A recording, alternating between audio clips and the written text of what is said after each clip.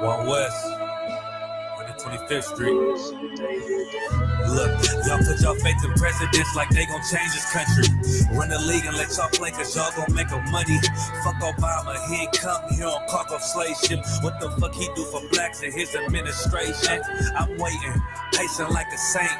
Black, Hispanic, Native, they hate your ass the same. Hate Christ in their image, paint you as a slave. God ain't all love, scriptures say he hate. African soul niggas, they know we not the same. School to prison pipeline to get you off the streets. Put you in the cell toilet connected to the sink. Molested as a kid, she prostituted as a teen. The byproduct of Martin Luther King dream. They just took the yoke off, my nigga, we ain't free. We living bleak in these wastelands of poverty. If you don't know the truth, then the lie sound promising. Prophecy, gift and the curse. Dylan started killing, they was sitting in church. Black folk forgave him, man, this shit is absurd. You should never love your enemy, that shit ain't gon' work. Yeah, fuck dying on your knees, you better die in glory. Man, I joined the ISUPK, taught me the art of war. I took a nigga life like mine to be recognized. I feel that pain every day, it can't be reconciled. Pops banging, my sister a prostitute. My brother got life, and somehow I still found the truth. War ready, no cowards, no excuse. Fuck reparations, you can't bandage no open wounds. Blood on the leaves, body swing hung from a noose. I was on a run in Nashville and I found the truth. I called the school, classes being held by the shock on my life. I want to be a gangster like a cop. Do this for my brothers, real brotherhood. Everything we do, we got it out this book. My nigga, I can never be no African. UPK the only authorized acronym. I'm passionate about my brothers and sisters. We in hell, I ain't got nothing against them. That's another religion. If it ain't under your honor, ain't he murdered by them and got a hug from your honor. That's the way out for a coward in my observation. They don't fear the Lord, they indoctrinated. Wolves in sheep clothing, Joe Osteen. Real priests bringing back black royalty. One West on my headpiece, ranking order. Can't let them trick me off the streets, I gotta raise my daughter. I got brothers at the border ducking ICE agents. I got the name change, it was life changing. My family thought it was a game. Put on all black, they said I was going through a phase. It's more of us in jail than it was slaves. Chose by the Lord, we could never be the same. Soon as they born, the wicked go astray.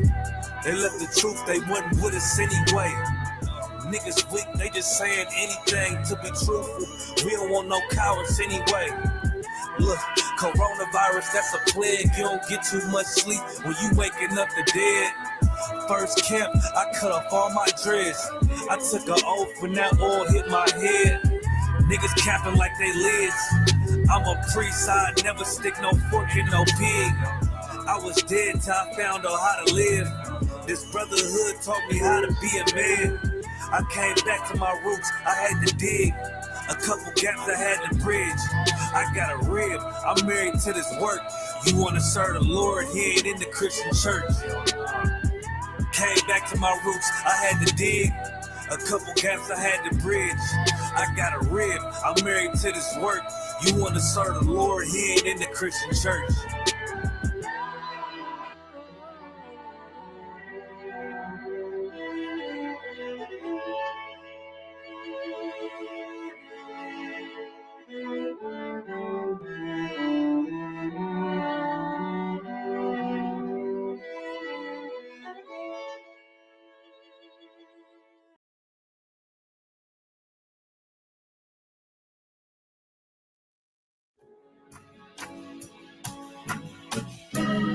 They killed, give me Isaiah 14 and 21. They did the same thing to my people. So you said that they put millions of my access. Yes, you said. Should a murderer go to jail for murdering? Absolutely. Should a thief go to jail when he steals? Absolutely. Should a robber pay back the money he robbed? Absolutely. So why shouldn't the white man pay for what he did? That's right. That's right. One day you'll see just how it feels. Payback is a dog. It's a dog. Payback is a dog. It's a dog. Payback is a dog. It's a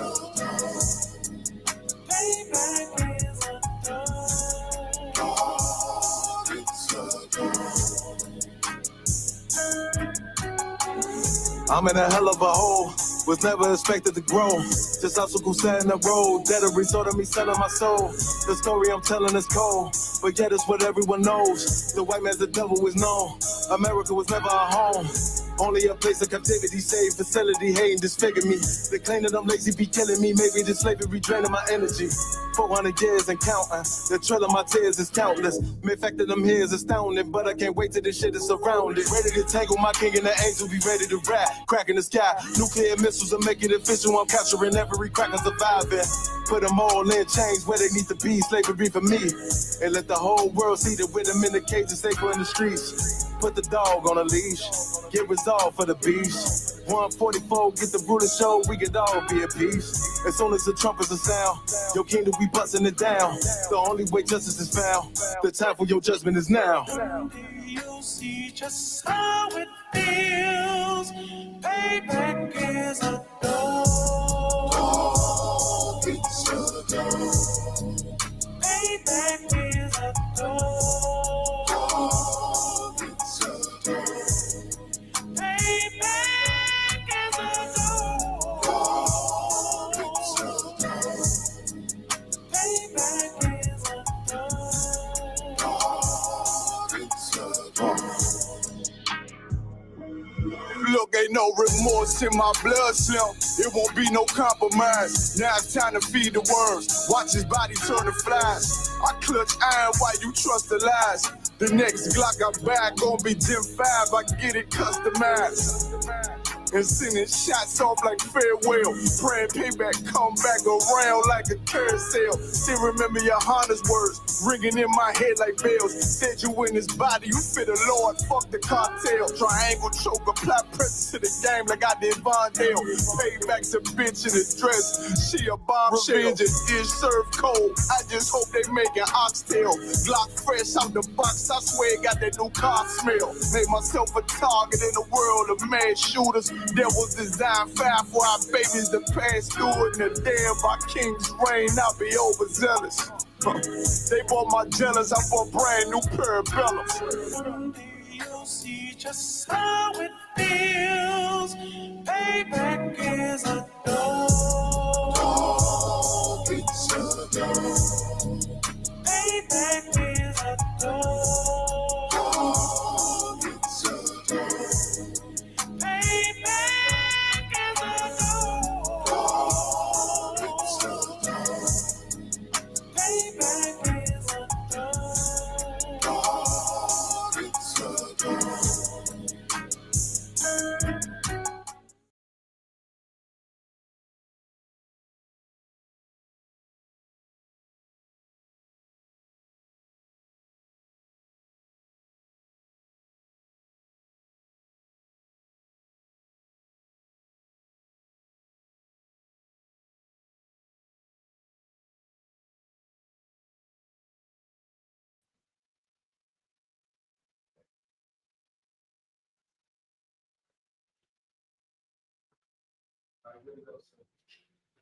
All right, clap it up.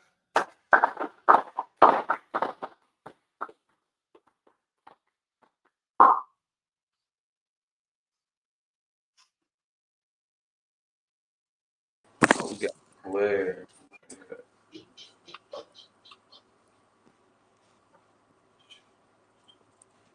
Keep falling.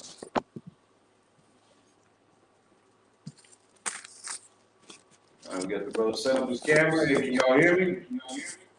Con out of one con, keep falling. Salakia. No sweat. We should have seen our thing, our setup when we first started. I'm gonna get it together. We're gonna get this right one day. You got time? Go to law. Con out of one.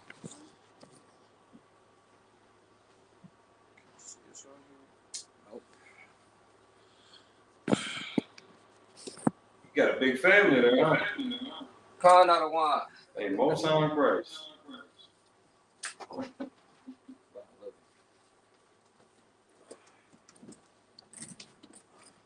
Clean that out of me.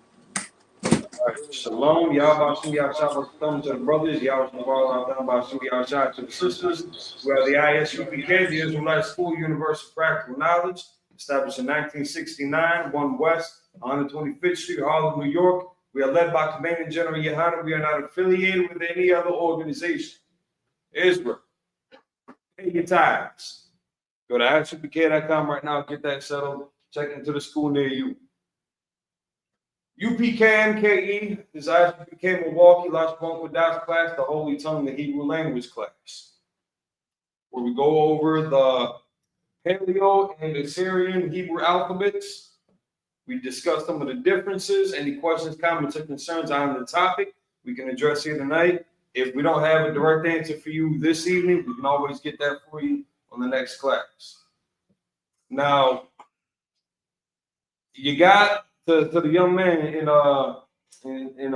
Sioux Falls there. So you got some of the emails. It looked like some of them went through. Did you get the alphabet? Did that part come through? Con out of one con. I got it right here, printed off. All right. Did you take a minute to practice it? This was your homework last week. We didn't get that much time, but we did take the time to at least attempt to write it out.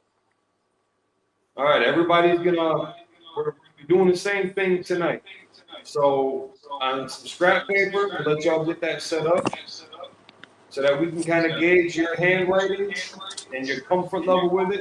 We're gonna have brothers do it here in the school on the board as well. And then y'all can take turns presenting yours. And then we're going to recite them together too. Get a little bit more familiarity. We can see how it sounds, see how it feels. Again, this is something that's going to be kind of unfamiliar to us, so it might be a little awkward kind of getting into the step of it. We all struggled with this at first, all of us. The way we wrote it, the way we pronounced it. It's some people catch on easier than others, and that's what makes excellent teachers, some of the brothers. So Lord allow you'll be teaching this class soon enough.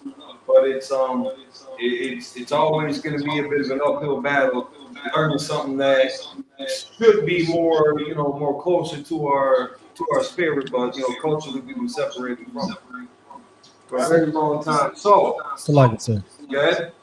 A young man, if you could turn the TV down in the background just a little bit. Con out on con, not a problem. Are they still gonna be able to hear us? What up, young brother? What up there, young man? Good to see you in class.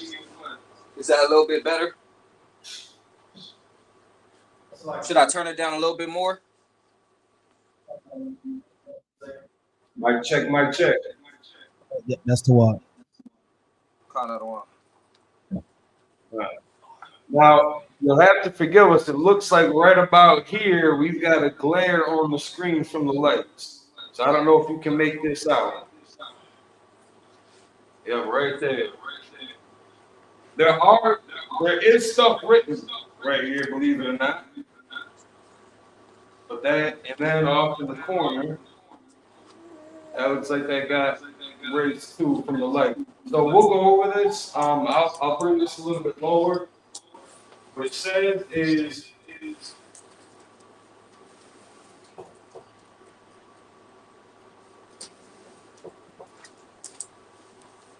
Sit up there.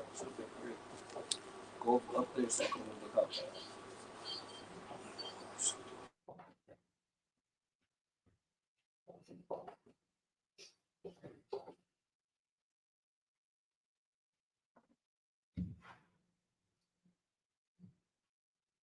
that's a little bit better.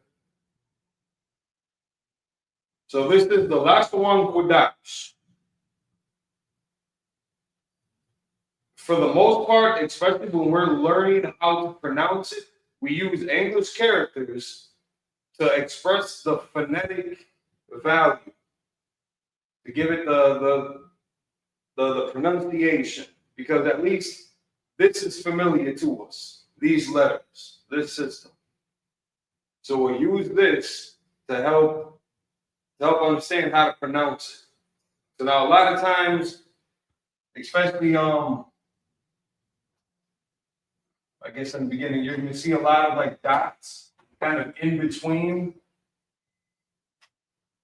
some of the letters and some of the letters and some of the words. And that's going to be to express what gets pronounced singular and what gets pronounced together.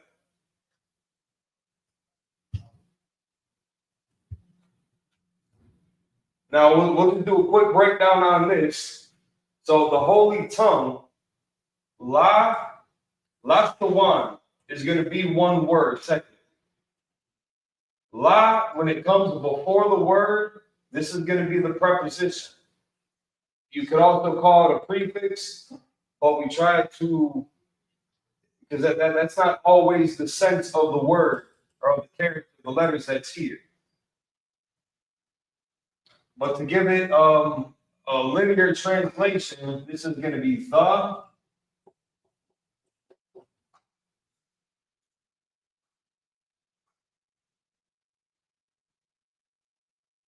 Salaki. I should let me step back from that for a second. That's not quite true. So, la, the prefix is normally going to be 2 or 4. Shawan is going to be tongue. Qadash is holy. Now you're going to notice this pattern. There's a step there. You're going to notice this pattern in the Hebrew where in English it would look like it's out of place. The way that we formulate it in Hebrew, when we translate it to English, it's going to look like it'd be backwards. Because we would say this is the holy tongue, but if you were to translate it parallel like that, it's going to be, the tongue holy. The tongue is holy. So that you're going to notice that pattern a lot of times when we start breaking down the scriptures, the prayers. The salute is going to be pretty straightforward. But you're going to find that pattern very common. As we very saw these.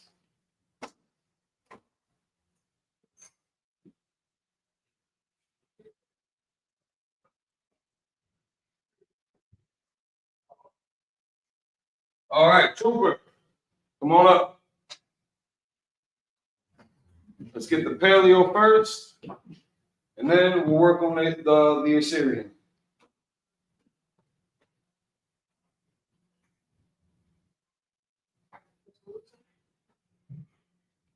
No, the alphabet.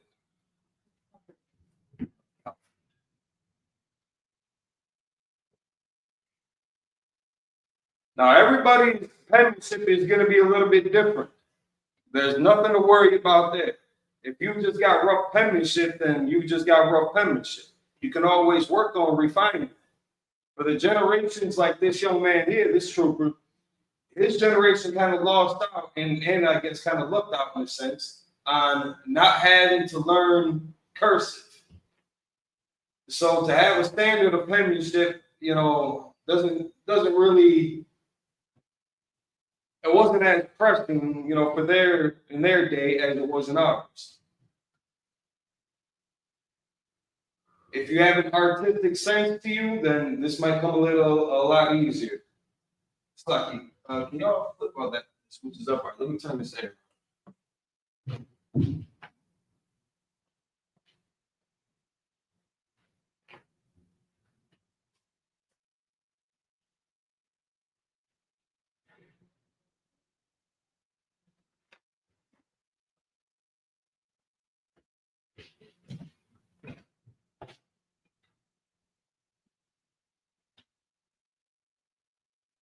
There we go.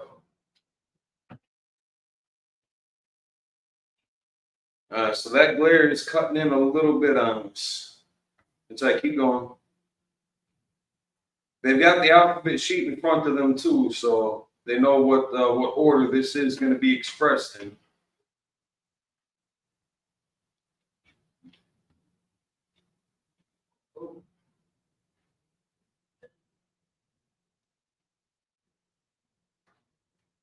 Try to fit this all in on one, huh? So far, it's looking good. Everybody's penmanship is going to be a little bit different. We seem to struggle a little bit more when it comes to the Assyrian dialect. Just because on the paper, you're going to notice that there's that script.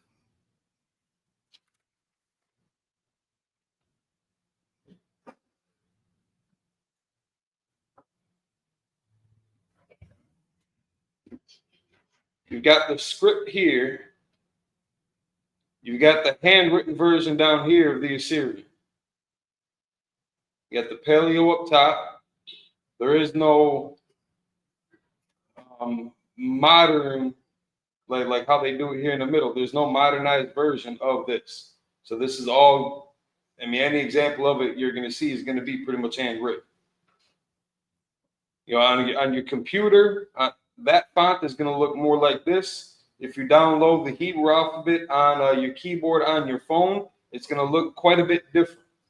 It's going to be very very rigid, just pretty much just lines. All right, so you got the paleo. Let's see the Assyrian.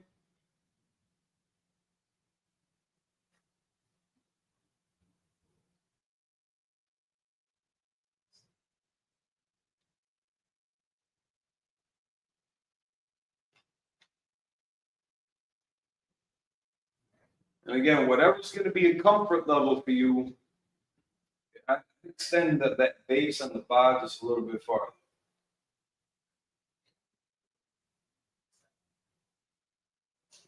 That's better. Just make sure that it's noticeable.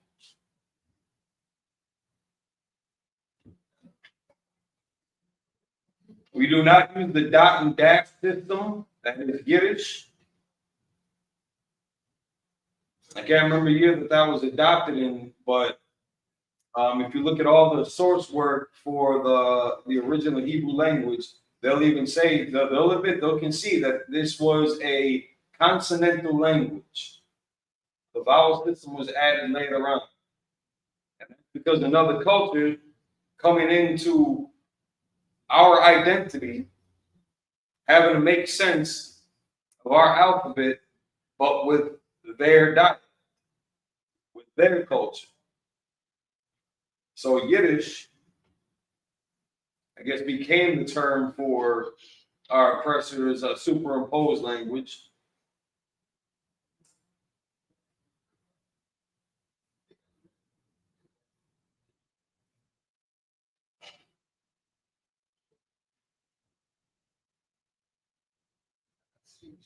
But Yiddish is not Hebrew.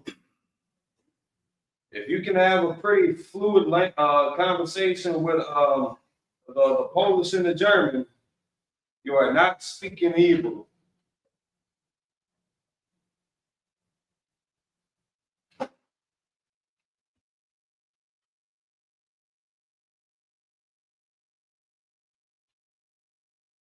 As you can see, I'm sure on the paper that you have, some of the similarities between certain characters. The ba, for example, the da, the ha, certain elements of these characters that you have to watch out for, because that's going to be what help you when you're actually reading it in the Torah.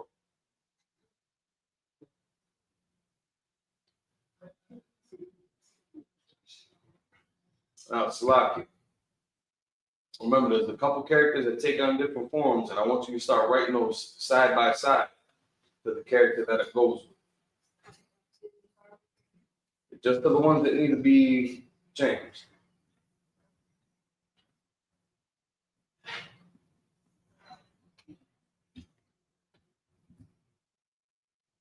Yep.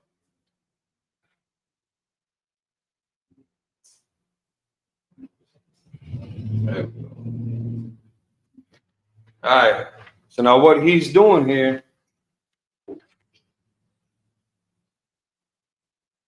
there are a number of characters, like this is just little out. There are a number of characters here that take on another form. So the characters here at the bottom in this bottom row, these bottom 5, they correspond to the character that's right above them. So again, these two are the same written language, just this is the script, the printed version that you're going to see computerized, and this is the handwritten version on the bottom. So if I'm pointing down here, they're both the same. They just might look a little bit different because, you know, one is handmade. But you're going to see that on the bottom, these characters, they take on a different form. They only take on this form at the end of the word to its corresponding character up above it. Those are going to be the forms that it take in the beginning or in the middle of the word. So when you're writing this out, what I would recommend, because there are some of the noticeable differences, or notable differences, I should say, is in the height difference.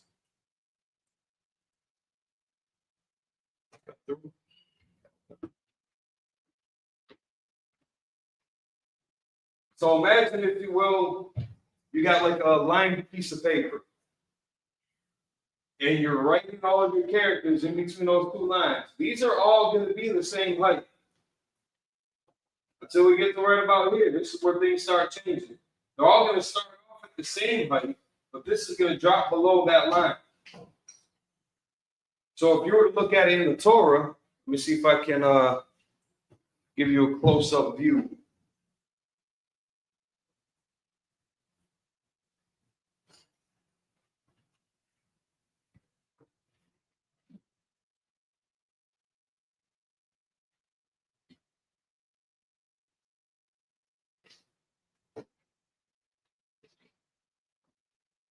We'll see how close we can get it to the lock here. I don't know if this is going to work. How clear that is, actually. Lacan, can you pull up the blue letter?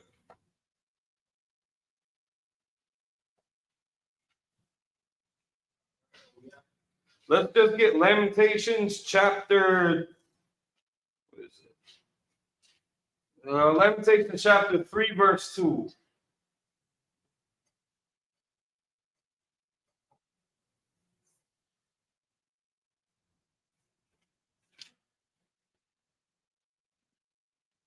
The Bar Yala, you okay? Are you sure? You want to sit up straight, please? Move your chair back. Bob shot. Appreciate you. The lesson's up here, brother. All right. So now if you could highlight, let's just look up and raw.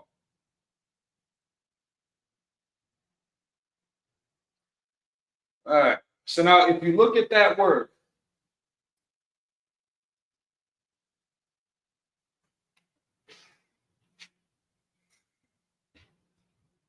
it carries the la, well, it's got the ya in it, the la, and the ka. So that la starts off higher than the rest of the characters, but it ends at that same bottom line that everything else should. That ka starts off at the same top starting point, then it drops below. These are going to be little hints and little clues and measures to keep in mind when we're reading it in the Torah, because some of them are going to look very similar to one another. And unless you know their placement and some of those characteristics, it'll just be a little harder to, what's the word I'm looking for? To not just tell them apart, but to distinguish them. There we go. So now this should drop below too. All right, so now this is just to get brothers and sisters into the practice of writing it and now reciting it. So if you would, Trooper, recite what you wrote. And point to the characters. Walk along with it. Speak up.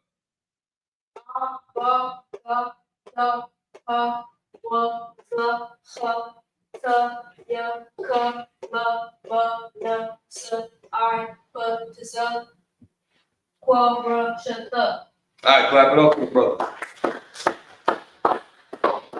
All right, raise your works.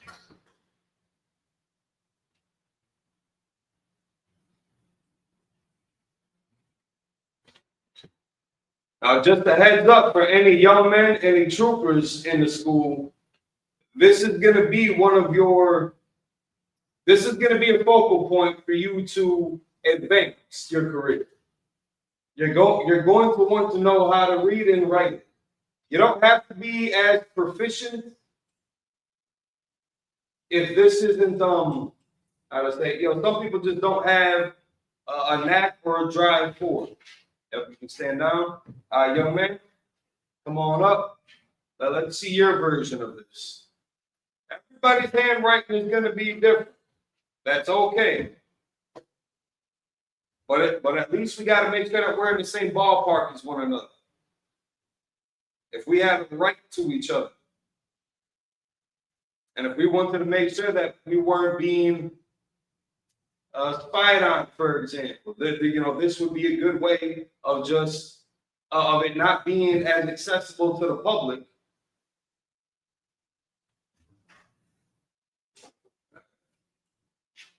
And we can have a little bit more privacy with it. More important than that, this is our culture.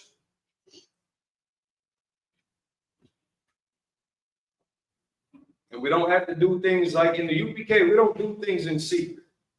The only things that aren't accessible to the public is councils that we might have. Individual, family, school councils. Well, all of our activities, all of our classes, it's readily available. You don't have to sign an NDA when you come in here.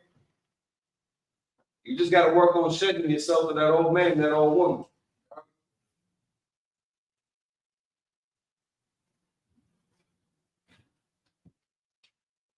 When it comes time for status service, you want to make sure that you got this locked in.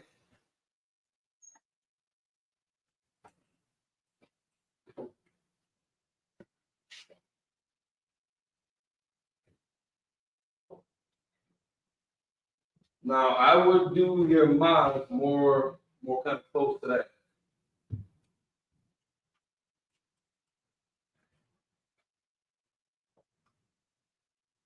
There.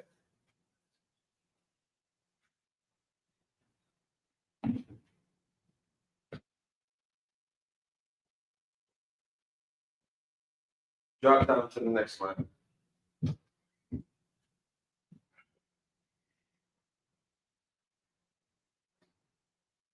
You been practicing or something?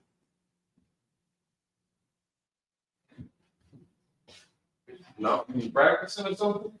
I was going to say, it's looking a lot better than last week. Again, everybody's penmanship is going to be different. Practice, practice, practice, practice, practice. It ain't got to look the same as everybody else. It's just got to be legible. And work on your dimensions. Like the Qadash, that should be bigger. If you were to take like a grid, a paper, graph paper, that's what we call it. If you were to take graph paper, all of these characters, with the exception of a couple in the paleo, they're all going to occupy the same space. All of a sudden, you're getting small. Like your shot, yeah, got time. Even your rod got time. Yeah. All of these theoretically should occupy about the same space, with the exception of the ma and the na. Seeing in the I'll see if I can pull up an example of this. I don't know if I'll be able to do it today, but I got to dig for the well, it's not that hard to find. Look, see if you can find us some examples from the Dead Sea Scrolls. And from the Decalogue stone. Let's get one of those images pulled up too.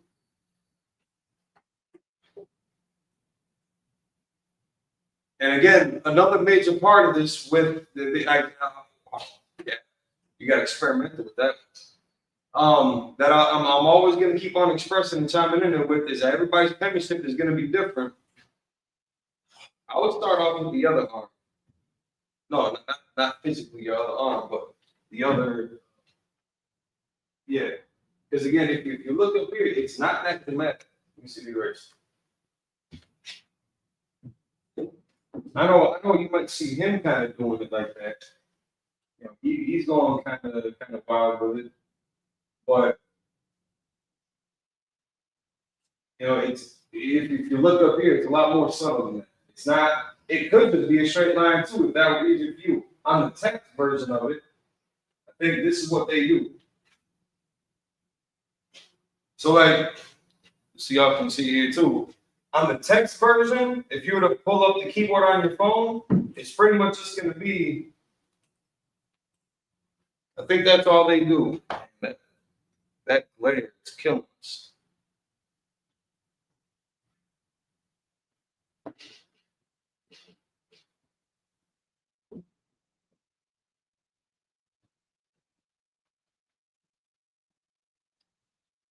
Yeah, I don't know if we can help that as much. Just try to keep this. Try to keep it a little bit more subtle.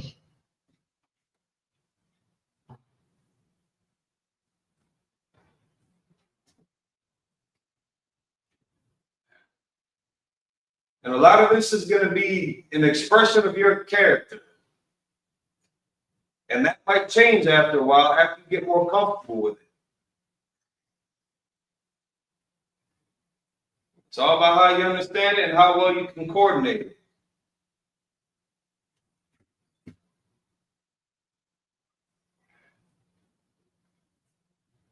Like instead of making another line,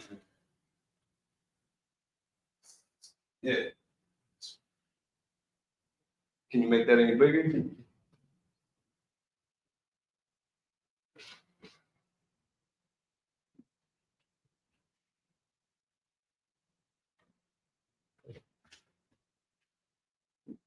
So you're pretty good with that one. Just draw that across. You ain't got to do. It's going to be inefficient. It's going to end up kind of making some sloppy line.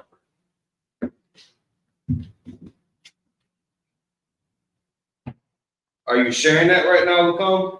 All right, so you can see the Paleo Hebrew on this stone. Now, again, everybody's penmanship is going to be a little bit different, but the brother was writing on a damn stone. We can give him a little bit mercy on here.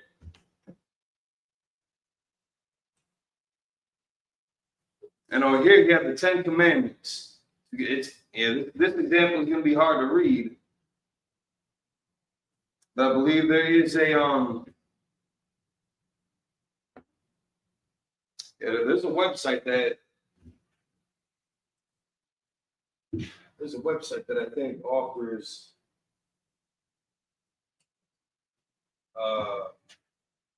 clarified view of it.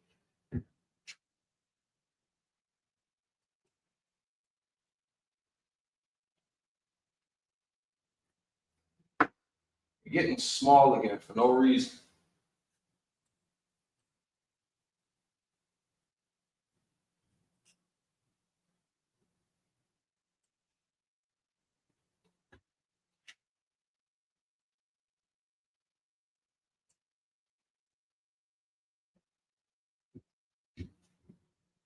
Now, what character is that supposed to be?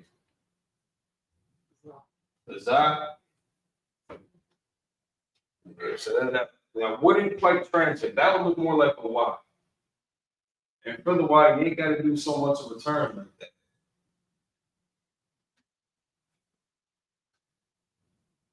And because again, this is the script. So if you were to look at it like how it is up there, like it's like a paintbrush had done it. So when you're doing this, you don't need to be as rigid.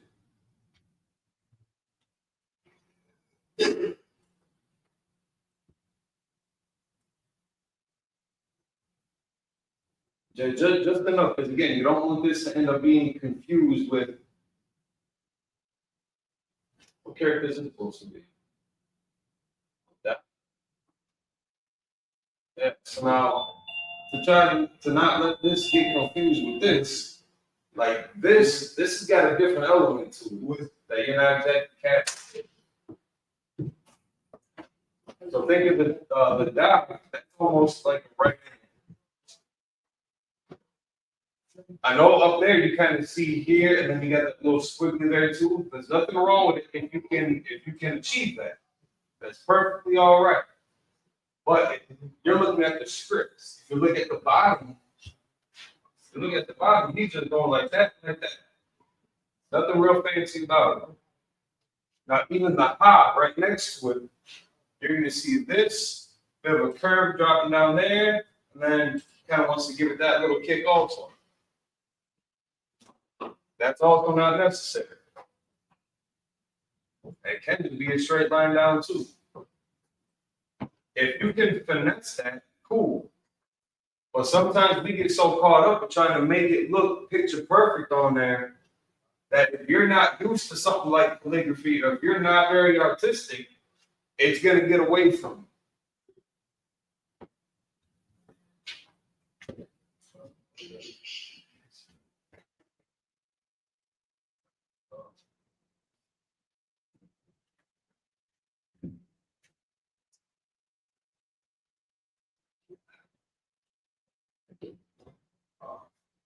It's like a robot. We can't help.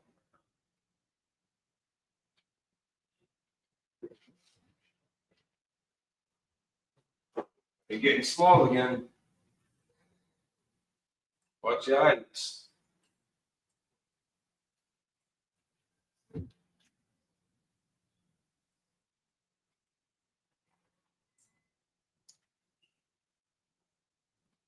I mean, you can invite them into class, but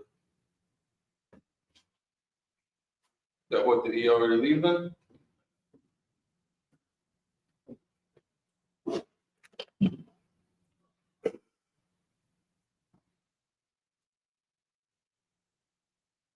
Getting small again, brother.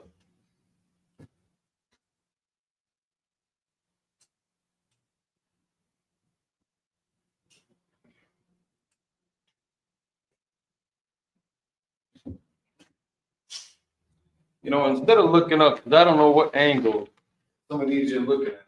Here it is. Let that out.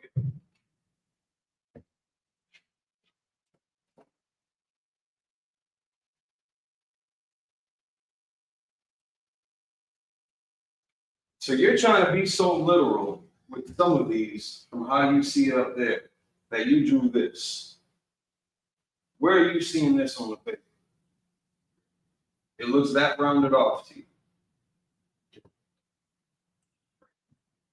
And this is what I'm saying. That's more or less legible. I kind of knew what you were getting at, but we do want to try to make it more uniform to what we're seeing here. And this is all going to help to smooth out and refine our penmanship.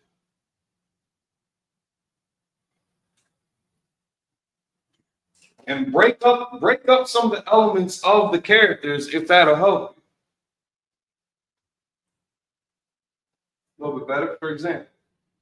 So for that top, I like to start with that one. That takes care of that on. I'll break it up into a couple different parts if I need to. If you can get away with doing it, if you can finesse it, if you can make that smooth and legible with one pen stroke, fine. But if you are struggling a little bit with trying to outline the whole shape and get everything picture perfect, then try to break it up a little bit. At the end of the day, it's going to be whatever works for you, but what works for you has to be legible to everybody else. Slack your children.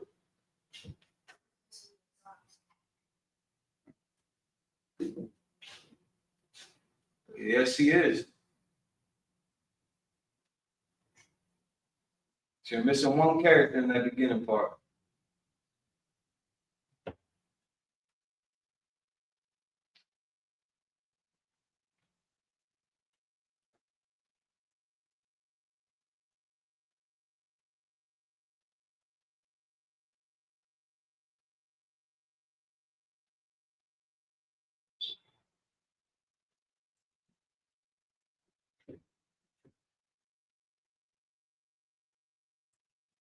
Now that looks just like the Y. Are you going for another Y?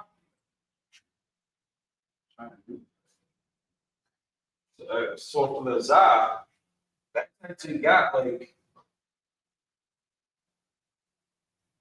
it doesn't, like, even if you look at the paper, whether you look at the paper or you look at right here, it doesn't go like this. It doesn't go like this. It's got like a different heading to it. And then it's got that. So again, whatever's gonna end up working for you, but it's got to be legend. Which is why practice, repetition, repetition, repetition. Not what?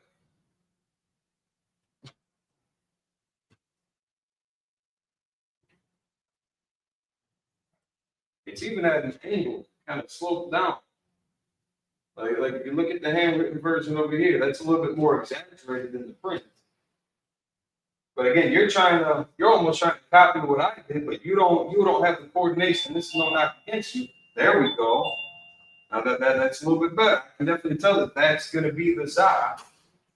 But I also just want to make sure that your height and your width are going to be cohesive to the rest of the outfit, because this is going to be a thin profile, similar to the Y. It's not going to be as wide as the rest of the guys. And this should be a little wider than some too, just to make sure that doesn't get confused with some of the other characters. What are we doing now? What are we doing now? You can practice on this later. Why is it so short? Yeah. You got to move forward here. So we're going to work on it. All right, Zach, keep going. Repetition, repetition, repetition. It's going to pay off in the long run.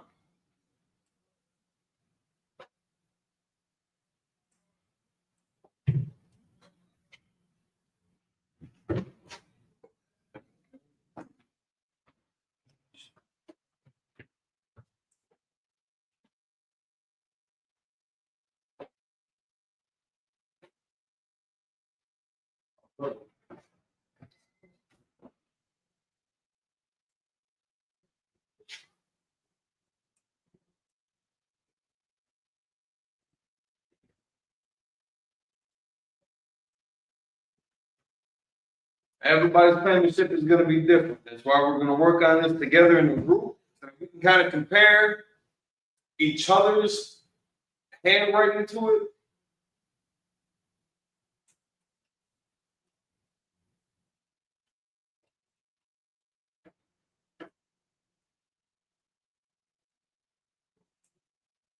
So now, that doesn't make sense to what you got on paper.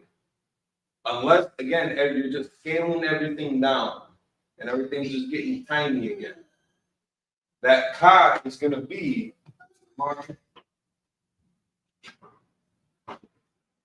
your ka here,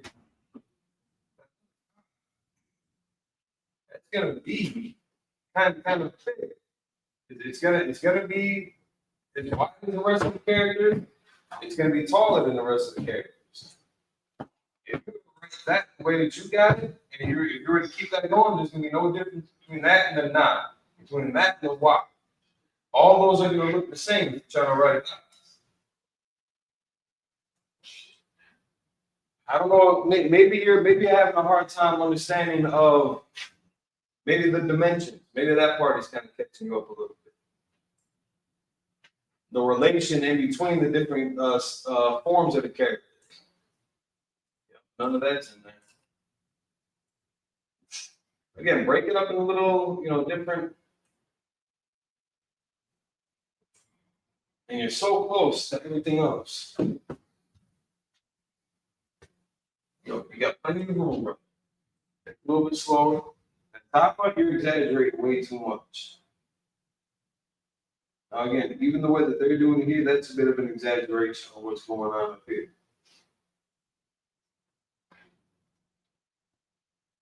And you got to do that. There's no curve in it. There's no curve in it. Even on this one. You got to do that. Give yourself room. That's better. It's a lot better. That's better. It's definitely better. Instead of coming around so round and crisp and then coming down like a question mark, there you go. There you go. That's better. Now again, it's gonna start off higher than the rest of the characters, but it's gonna end at the same height, at the same base as the rest of the characters, minus this guy, because this should be elongated. But again, we're gonna work on all that. But that's much better. A lot smoother, a lot more relaxed looking, not as rigid.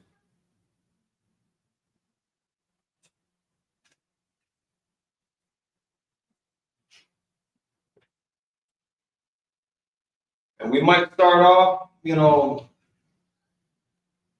drawing it one way, and then as we get more comfortable with it, the goal is to mature with it, to refine it as we go.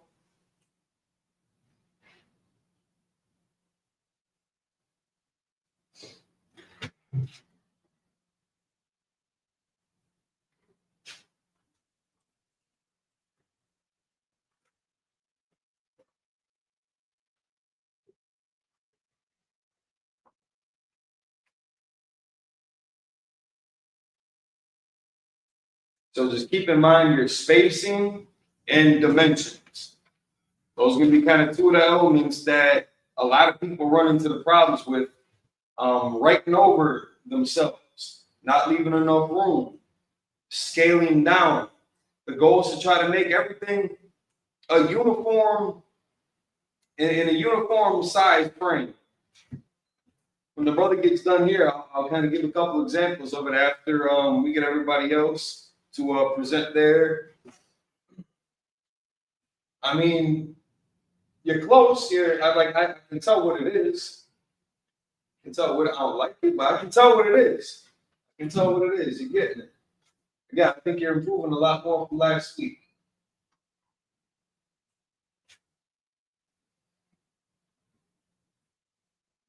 Trooper, you've got a pretty good grasp of all this.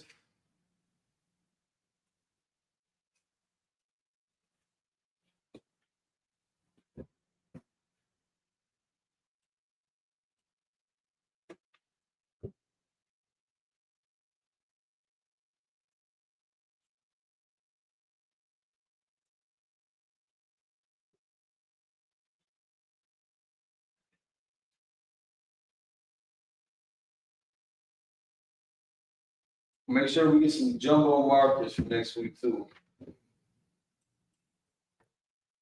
And again, with that side, let me see this with that side. Try not to do this. And then add that. Try that.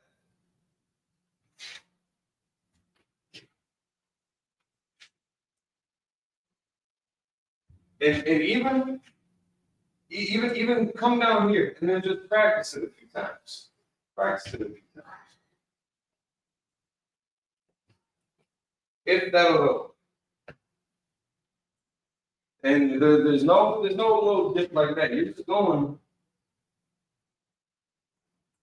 That's all you gotta do. Even if you want to try to draw a circle like that, I'll take that until you can kind of level that out a little bit more. Just get comfortable with it. Walk around, like take a whole sheet dedicated just for one letter that you're having trouble with, or one character that you're having trouble with, and fill that whole page up. It is small, but again, you're getting the concept of what I'm trying to explain. You're being able to express that a lot better.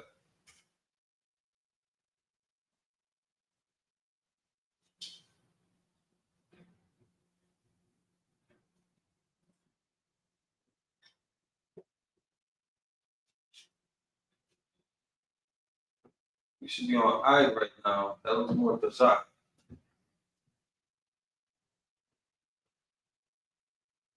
And now again, don't get so caught up with the squigglies. You're writing by hand.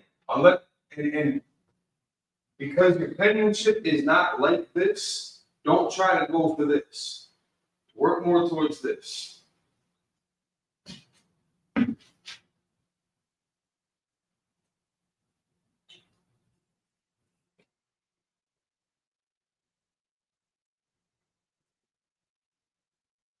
There we go. And now, I'm gonna let that go. I'm gonna let that go. But see now, look how small you were here and here, and all of a sudden you're getting big. Like you're coming out of your shell over on this one, but you're all closed in. All on the rest of these, man. You got a lot of room to work with. Do this all the time. Have fun with it. You got room. Try it. Make it small. I get it. And again, that's gonna be one of the hard parts with if you're trying to do it in one stroke to keep everything in those same parameters. And that can be a struggle. And that's why we're just gonna keep practicing with it. But that's one thing about the room that you got here, and you could have made everything big. Sometimes that can help, sometimes that can hurt. And I get that part too. But if you were to try to write a letter, your dimensions are going to be all over the place.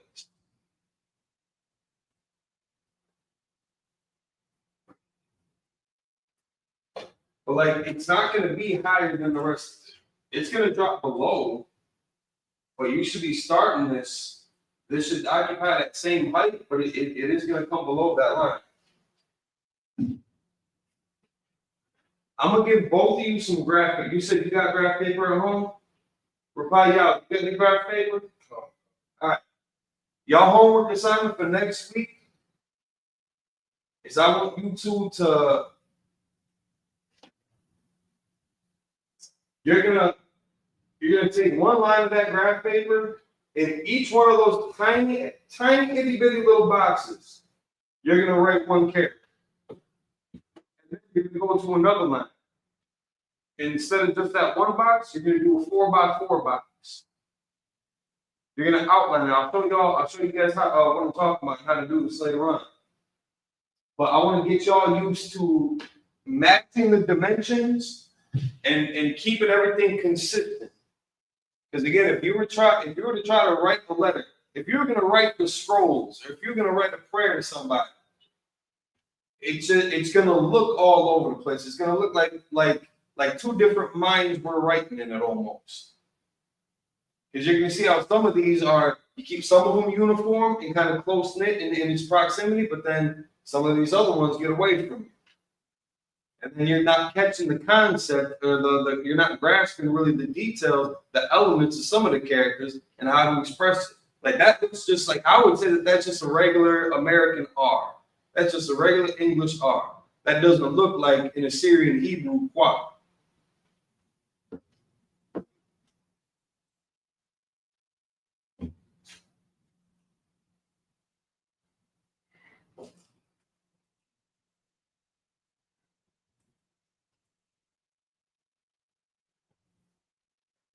It wouldn't come down really to that end. Like that leg, it wouldn't come down like at an angle like that. You can see on here, and like that barely has that kick. This kind of comes out. Again, you're in the ballpark, I get it, but yeah, as long as you can kind of tighten that up, not so long, that's definitely better.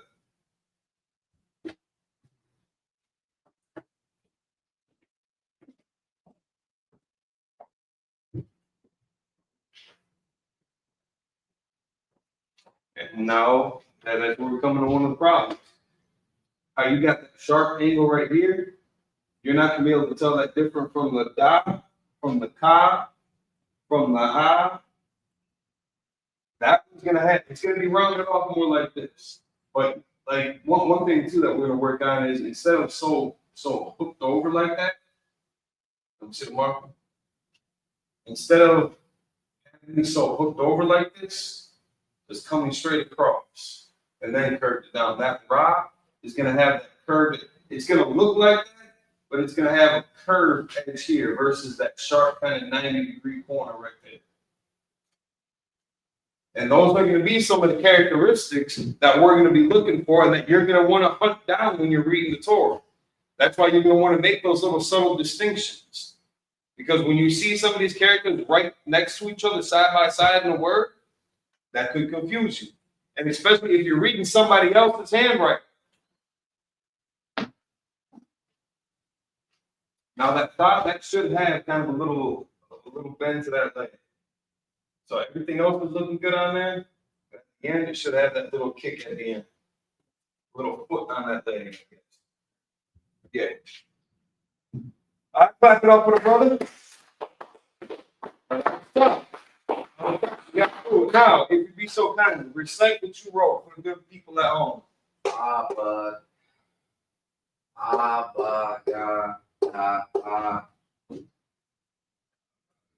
And remember, instead of so sharp of an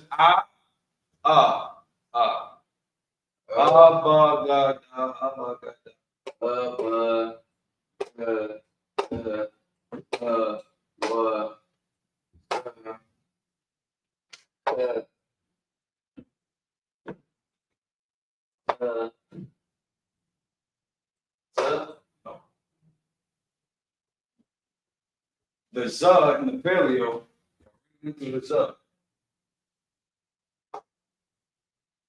I just want to see how much you have remembered. Yeah.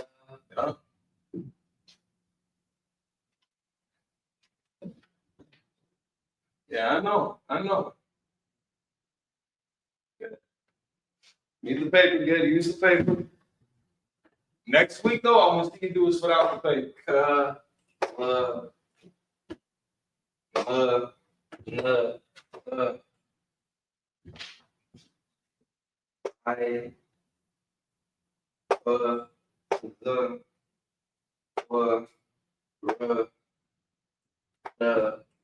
All right, clap it up.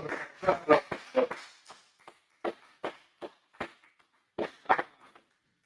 Take this off the board, please.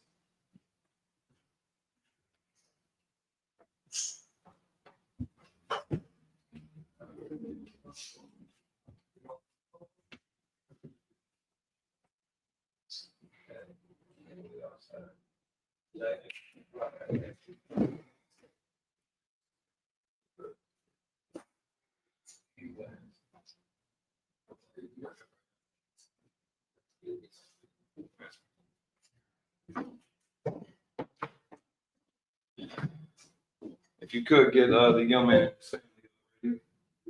if they are ready to present, who's all ready to present? The young man O's house, Sioux Falls, about to say St. Louis, Sioux Falls, who's all ready to present? You will? Speak, talking. I'm ready. To New York. This is young man Obi. All right, go ahead. Sure.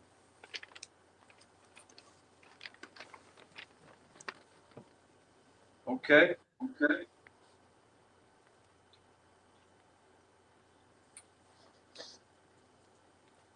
right, I see what you're doing, brother. I like how you line all that up. That helps keep you in those parameters. All right, well done. Now, if you could, recite it. Abba ga da ha wa za cha. Now, Salaki, it's not going to be cha. Abba. Hold on one second, brother. Wait.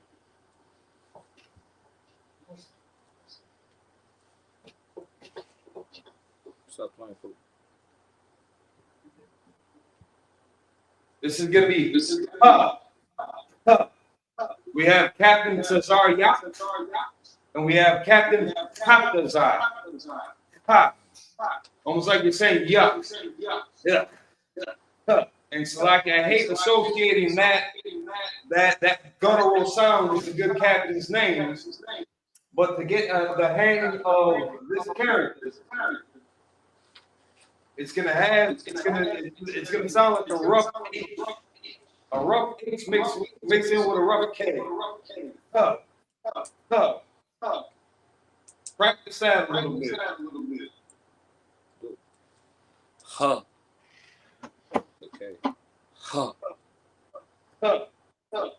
Almost like about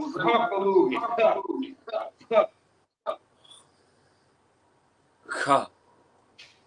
Huh. Ka. Ka. A little more. I don't want to say a little bit more phlegm. A little more maybe back of the throat. Huh. Because you're not saying K, you're not saying ka, but you're also not just gurgling while you're saying. Give it another shot. Ka. Ka. We're working on a little bit more. Maybe not as sharp. A little bit more subtle. Ka. Ka. It's gonna be more like an H. I hear more of a K and how you pronounce it right now. But again, we're gonna work on this. Repetition. But it's more of a harder H sound. Ka. Ka. Ka. Ka. So we can work on. We can continue with the alphabet, brother. A, ba, ga, da, ha, wa, za, ka, ta, ya, ka, slow down, la, ma, na, sa, I. And that's what's going to be I. And that's still going to be not as sharp as how we would pronounce I or the letter I, like I am. But you're almost going to be pronouncing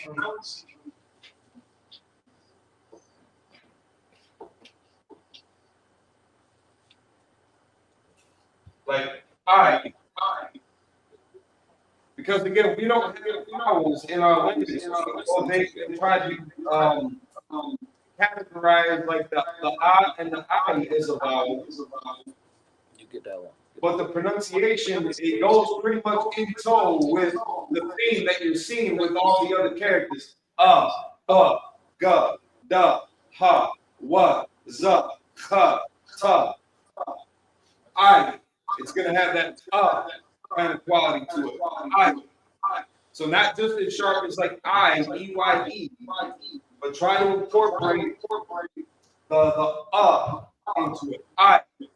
That can be I. I don't want to make it too dramatic or confusing, but it's not going to be just as sharp as I.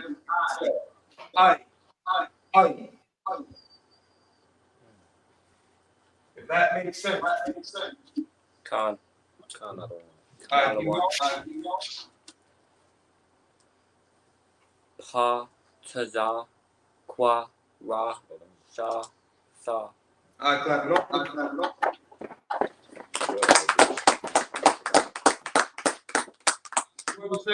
Rick's next ready to present. Yeah.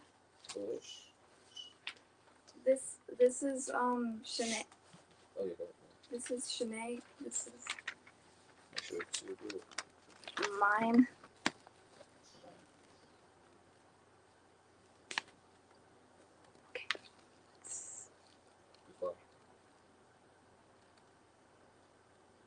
Okay, I see that at the same concept. The brother, as far as trying to line them up.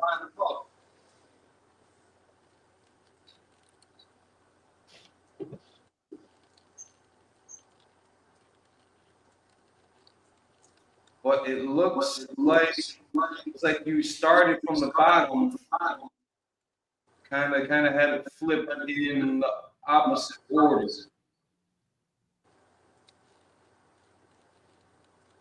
So your those should be on the top line.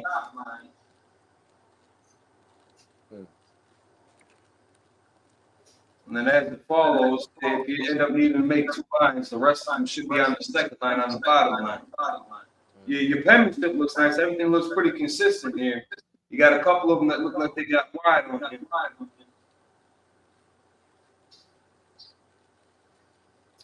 Let's so that we're clear. And correct me if I'm wrong. This you can bring the paper back if you like. The make sure we're clear on this. You got that straight line on your paper. It almost looks like you got two lines going like that. Is that correct? Yeah. Okay. Another one. We wanna the Tazan. Yeah, straight line. Those two lines essentially are still going to be there, but you're just going to have that diagonal connected. So you're gonna kind of have that Z.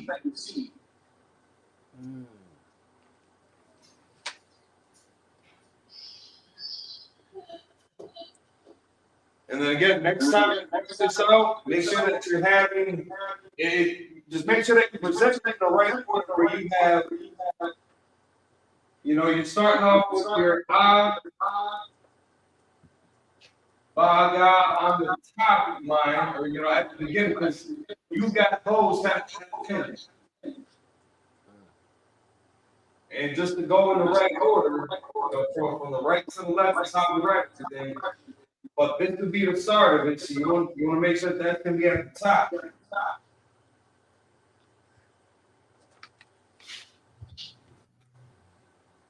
understand what he's telling me? But the penmanship looks good. Everything looks pretty clear on there. Everything is very legible.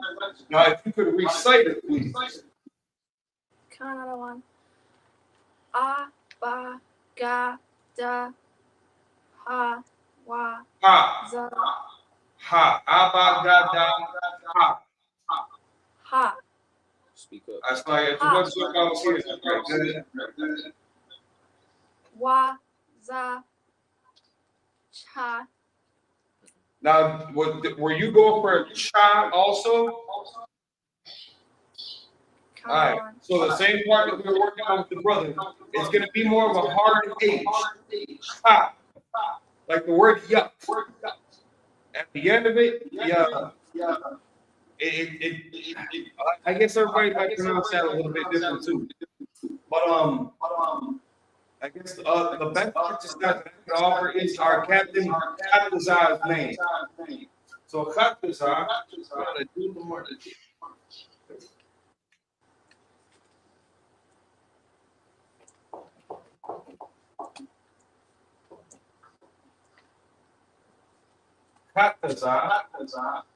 using the English, it's just the two characters.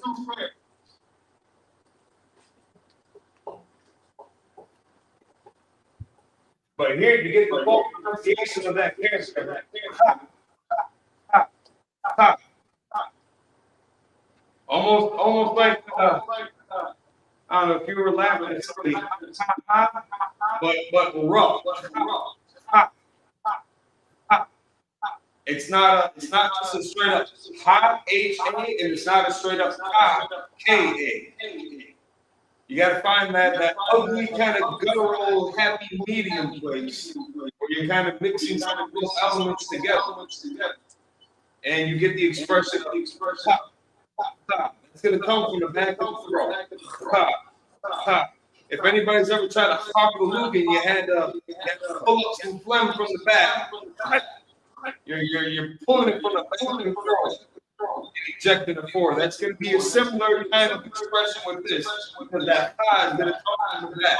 Ha, ha, ha, ha. And take some time around the house. You're kicking it, washing the dishes, doing your chores, picking on your little brother or sister, something like that.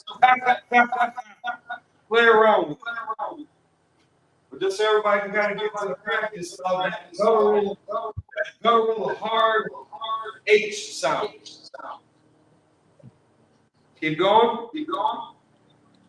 Ta, ya, ka, la, ma, ya, sa, I, pa, taza, kwa, ra, sha, da. I clap it up. All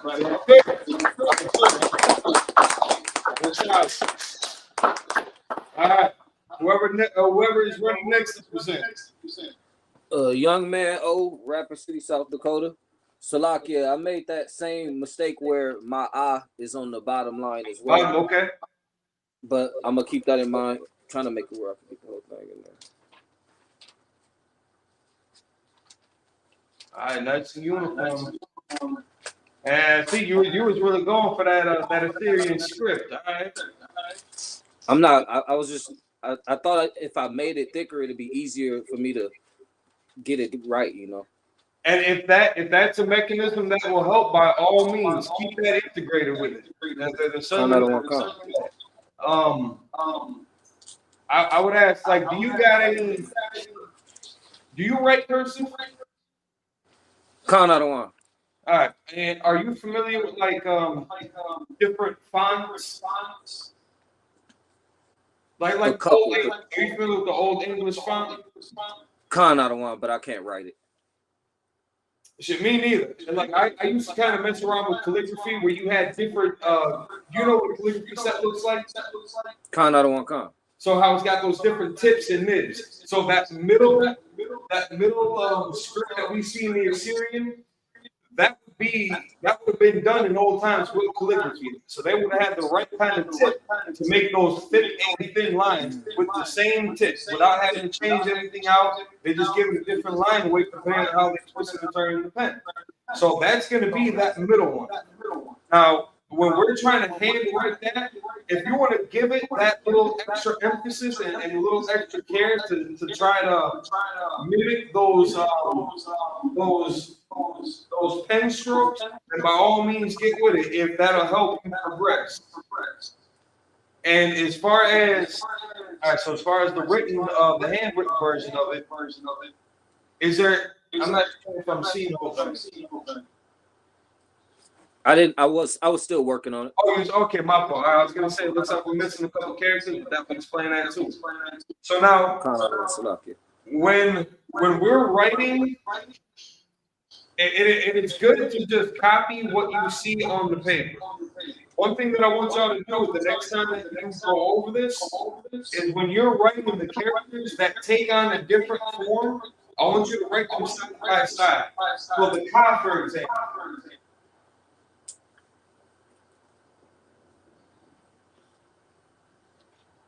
Can you see this clearly? Not La'a, but I get the concept. Oh, Khan, I can see it. Okay. I want you to write them side by side. And this will help kind of give you that gauge on the height.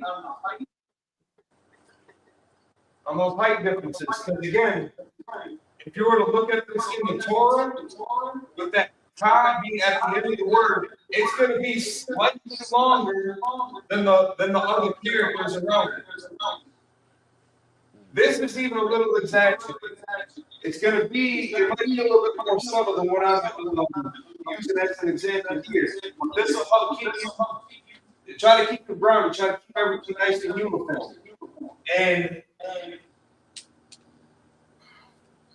so the only ones that change like that, what's like? I'll get into that in a second. We'll let you finish. Like, brother, go ahead. Con, I don't want Con. Oh, want me to read it? Yeah, go ahead. I'll recite it. Con, I don't want Con. A, Ba, Ga, Da, Ha, Wa, Za, Cha. There you go. Ta, Ya, Ka, La, Ma, Na, Sa, Ai, Pa, Taza, Ka, Ra, Sha, Tha. I'm glad it opened.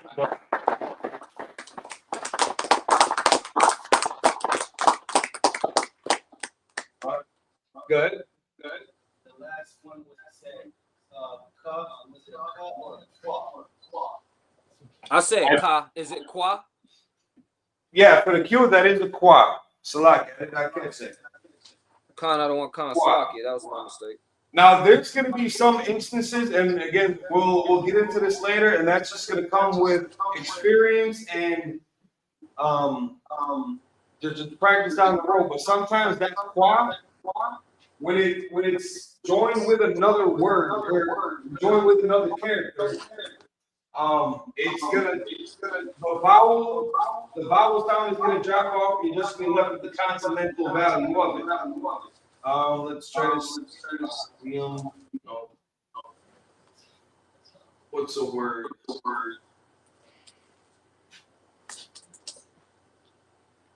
Right now, I can't think of too many that don't give it the full pronunciation.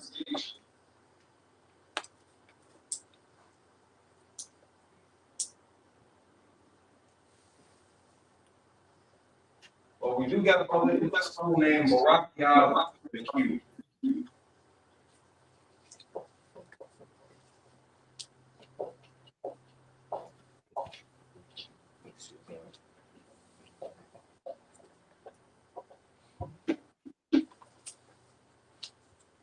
So in his name, the Ba pronounced by itself, but the Ra and Qua are pronounced together. So the character that gets attached to the previous character, that vowel sound that normally would have been pronounced with it would drop off. And you would just have the consonantal value of it. So instead of a Ba Qua Ya'ala, that ah sound is going to drop off the Qua, and now you're just left with Ra. So sometimes that Qua will take on that hard K sound, but it's going to be, it's going to be circumstantial. It's going to be circumstantial. So you, in the sense, you weren't wrong for it, but for the intents and purposes of the exercise, you would give it that full quality, if you will. You're gonna have to forgive me. Sometimes there's a corny dad joke thrown in there every little blue moon, but try not to put too many. All right, anybody else ready to present?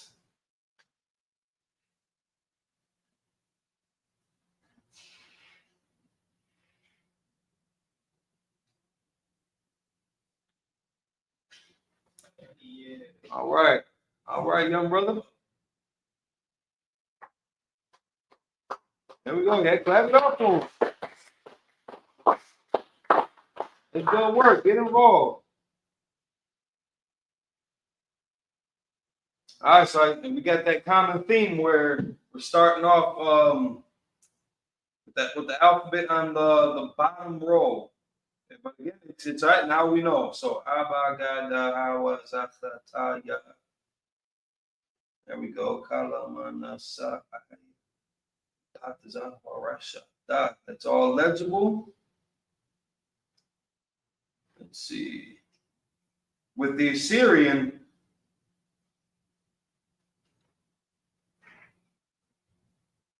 if you could, brother, hold your paper up a little bit higher into the center of the camera.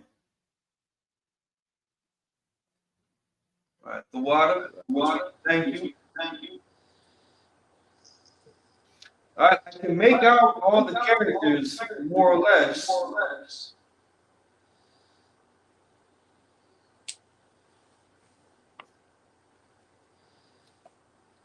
And we're gonna work on these again together. Just to refine it and smoothly get it more comfortable. Clap it up for the brother.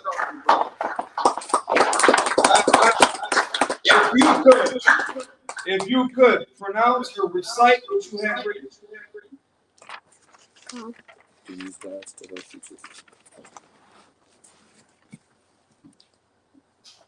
A, ba, ga, da, ha, wa, za, cha. No, remember. Ha. There you go. Ta, ya. Ka, la, ma, na, sa, I, pa, taza,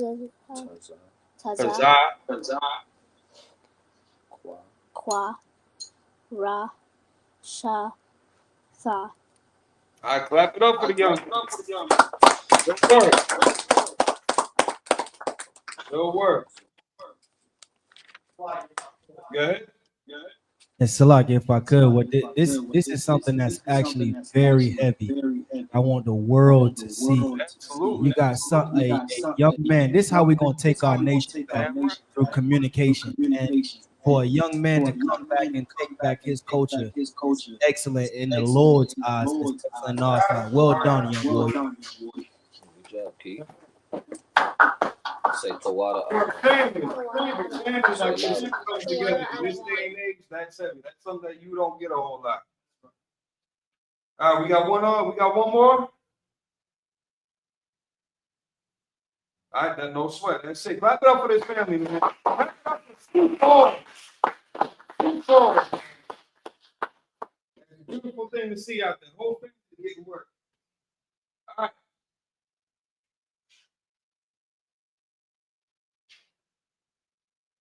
So to try to illustrate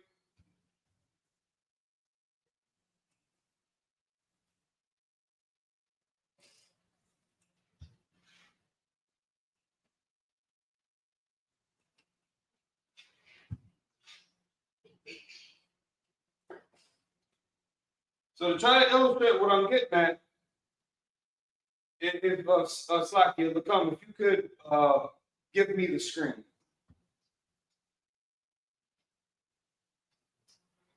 Yeah, all right, so we're catching that glare right in the middle there. All right. If we do it down here.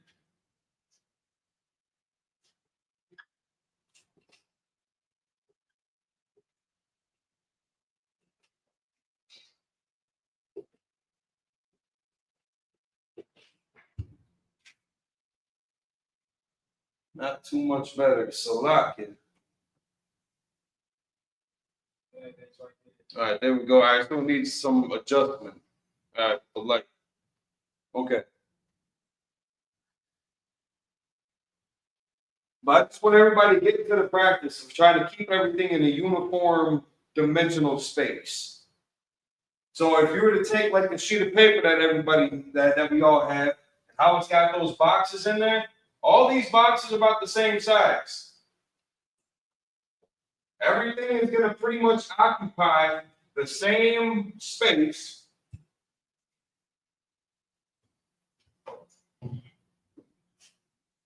Within reason. There's going to be some exceptions to this. The Paleo Hebrew doesn't really change too much like that.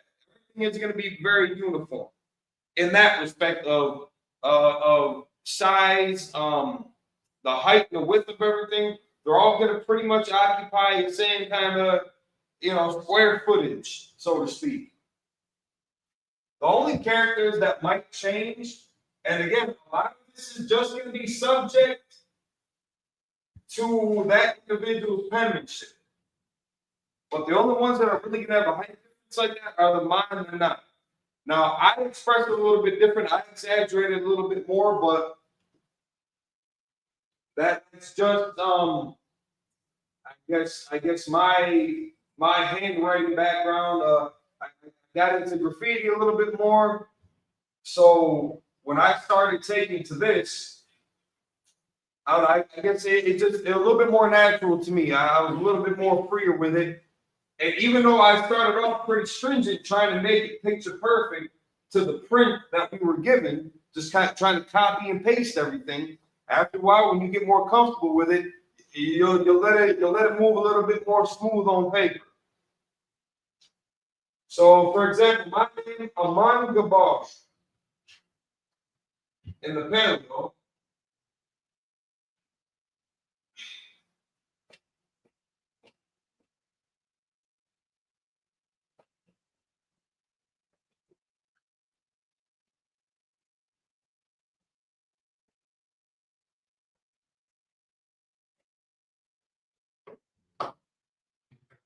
Try to get up out of the way. All right, this marker is dying too. But you can see here how the man and not that extra that kind of tail at the bottom that kind of stretches out a little bit more. Now I got that just because from what I had seen on the Dead Sea Scrolls, that there was a bit more of an accent on that. Similar to how in the Greek there was a little bit more exaggeration by the handwriter, the author of those scrolls with the lot. I mean, like if I were to do Lashawan,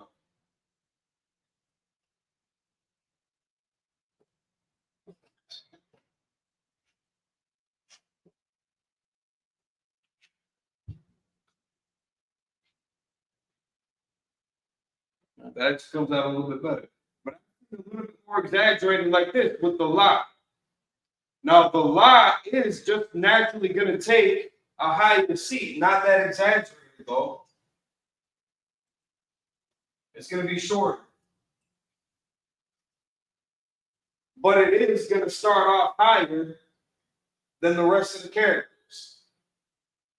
And this is just one example of how the na at the end of the word, it takes down that other form, and that actually drops down below that line. So when you read this in the Torah, and you see this character at the end of it, you're gonna want to make sure there it goes. All right. And you see that character at the end of it, that's going to be a telltale sign on what it is. Because everything else is going to match up with pretty similar heights and widths. But you're going to get to the end of the word and you're going to have something like this. Or the ka. The variation of the Ka. Because if you have this next to the da,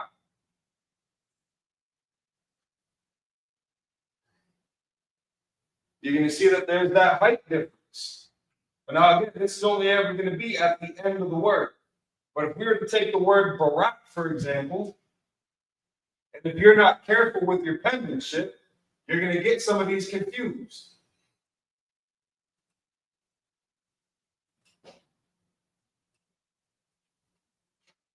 Barak, which means bless in Hebrew.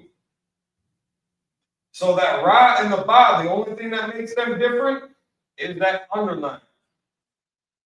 That foot at the bottom. That's the only thing that's really making the difference between the ra and the ba.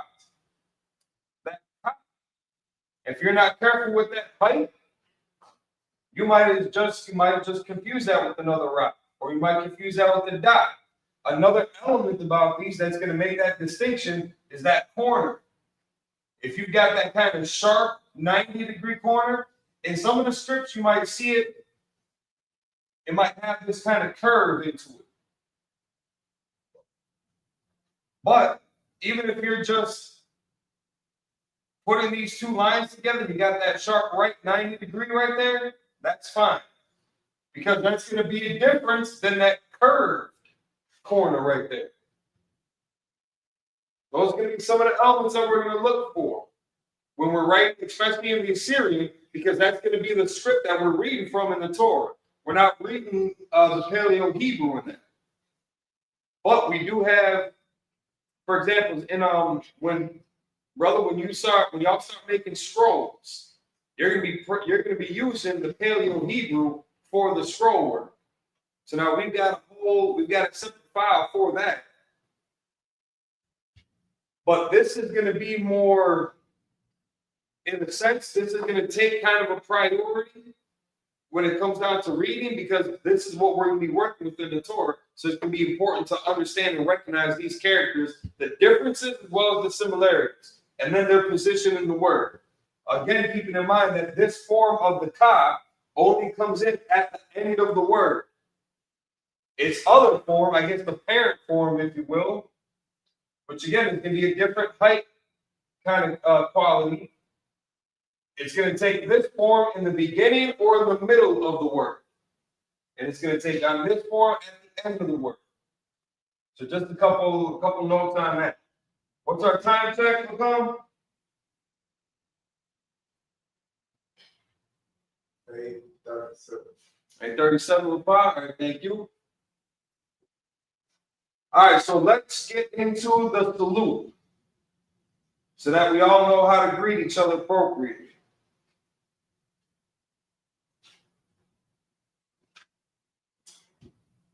So I'll write it first using the English characters just to show us how to pronounce it.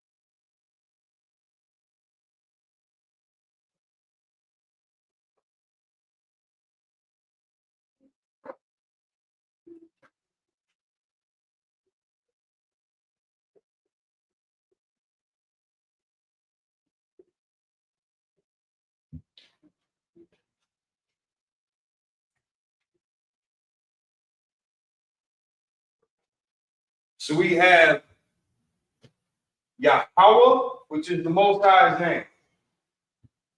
So I'm going to do this in English, and I'll break it down in English. That's what's going to be easier here. I just want to make sure that y'all save room. But maybe let's just start off. We'll write the pronunciation using the English letters, and then I'll break it down in English underneath. But I want y'all to save more room in between these two, because then I'm going to erase the English breakdown, and then I'm going to write it in the Paleo and the Assyrian. Or if it's easier, if you ain't got enough room on the page, you can always move it over. Whatever's going to be easier for your notes. You don't have to necessarily write down. It's better to just copy what I'm doing, but whatever's going to be easier for your notes. So that I don't want to confuse anybody here. So let's maybe start with not talking so much. All right. So this is the Most High.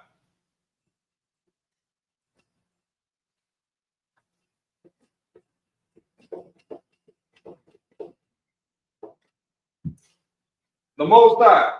His name in Hebrew is Yahweh. His formal name is Yahweh. And you can see this in Psalms 83.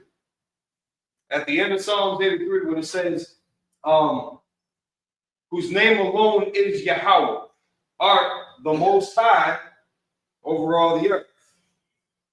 Now, that's not the rough translation of Yahweh, but rather more of a title, the Most High.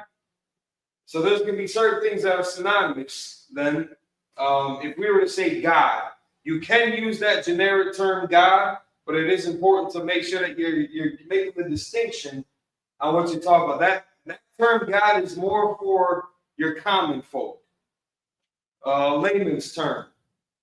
Just because everybody might not be familiar with the Most High's formal name, that even has a name. They just thought God. For the longest time, I just thought it was God too. I thought God was the actual name of God. I didn't know that God was just a title, was a generic kind of blanket statement, and that the Most High actually held a name. And his formal name is Yahweh. Bahasham, in the name.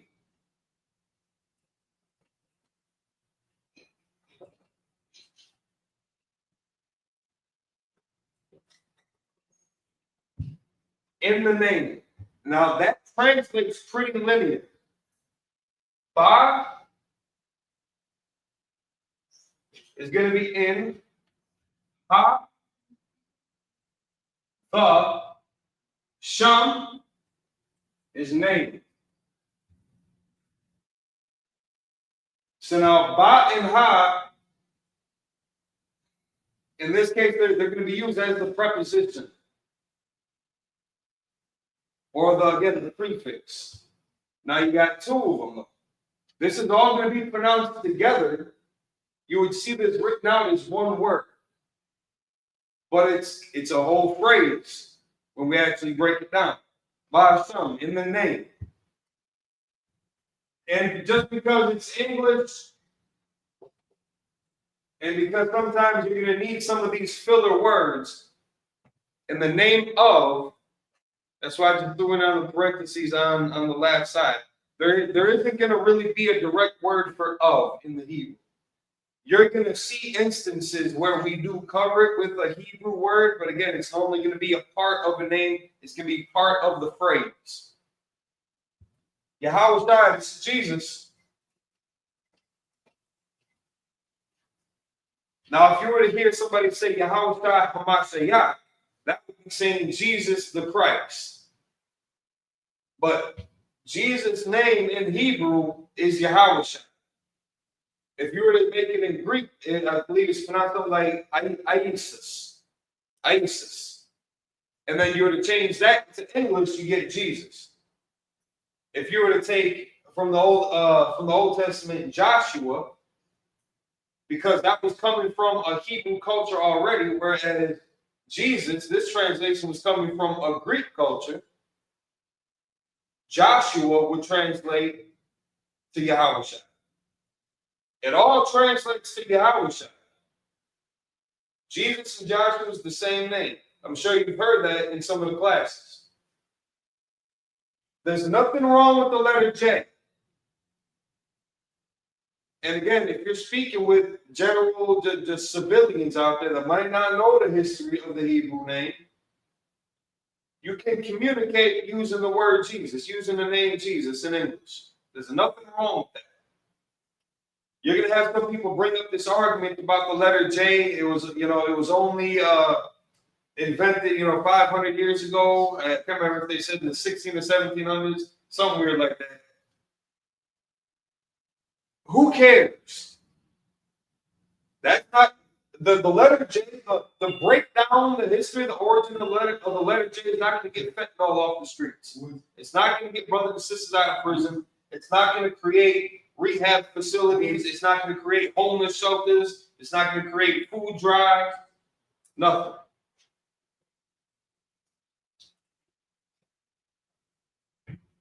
You can't just open it.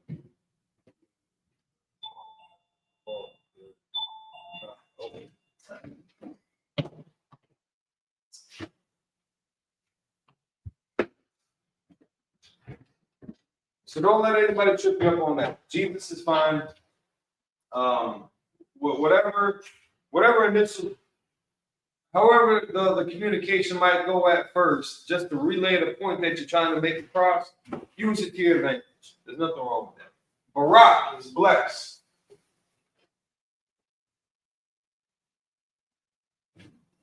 Barak is blessed. Athab is you.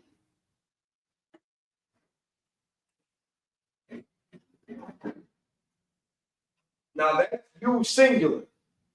If you're just talking to one individual, man or woman, Athab is singular. If you were to make it a thumb,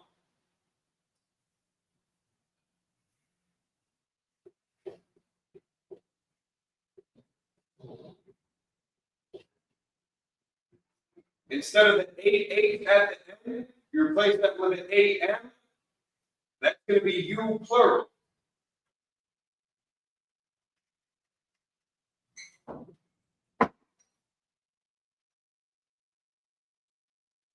That clears up. Okay.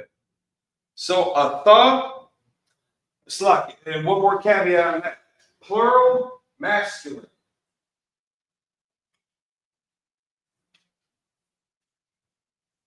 Atham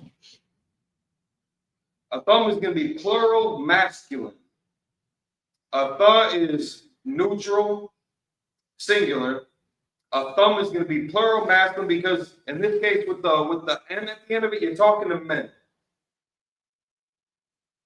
So that's going to be you're talking to men. So in that case, not only is the quality of the word masculine, but you're addressing men.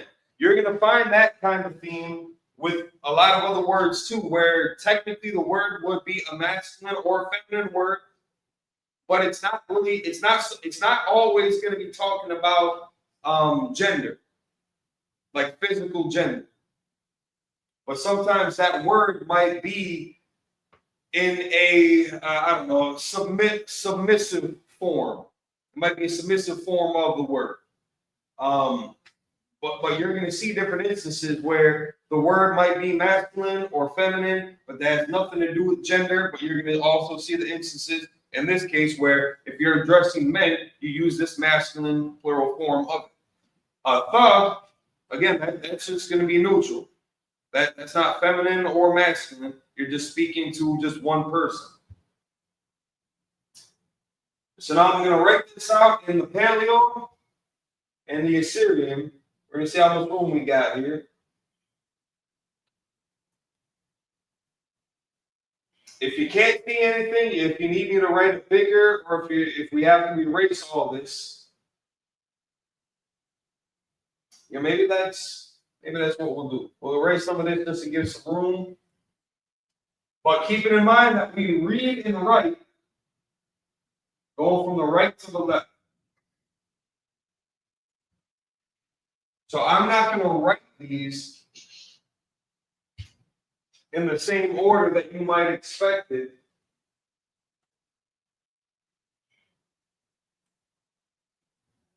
Like, I'm not going to start over here and write the Hebrew from the right to the left for Yahushua. Yahushua is going to be down here from the right to the left.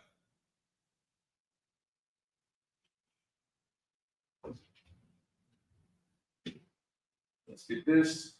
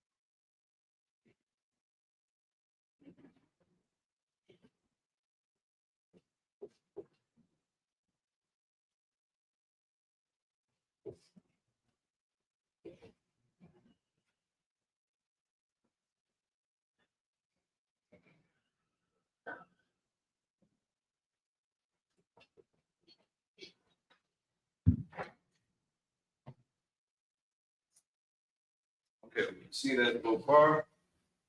So now you're going to notice these markings underneath.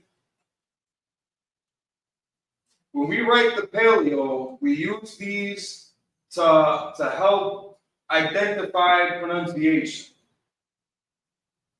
When you see an upside down arch, that means that character that is underneath gets pronounced by itself. If you see, I guess that is upright for an arch, wouldn't it? If you see the smiley face arch, we can call that the frown, call that the smiley face. I don't know, however, whatever's going to be easy for people to identify and tell the difference. But when you see the upside right arch, it's going to be connecting two characters together. So that means that's that following character, that last character, because it's not always going to be at the end of the word either, but that following character, the vowel sound drops off from the end of it, and the consonantal value gets attached to the previous character. So now in the Most High's name, Yahweh, there's 4 characters expressed.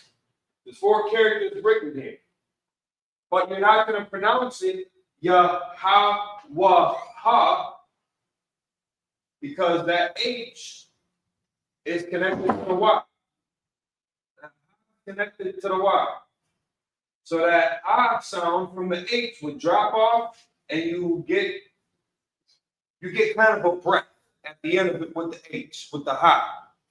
Normally, when that vowel sound drops off of the ha, and that ha is attached to another character, the vowel sound drops off, and you just kind of give. It's really just like a breath at the end of it. Ha. Yahweh. Yahweh. Very subtle, almost like a silent character, silent word, silent letter. But especially when you're writing it, it's still very important to include it, because that can completely change the meaning, the context, the delivery, all that.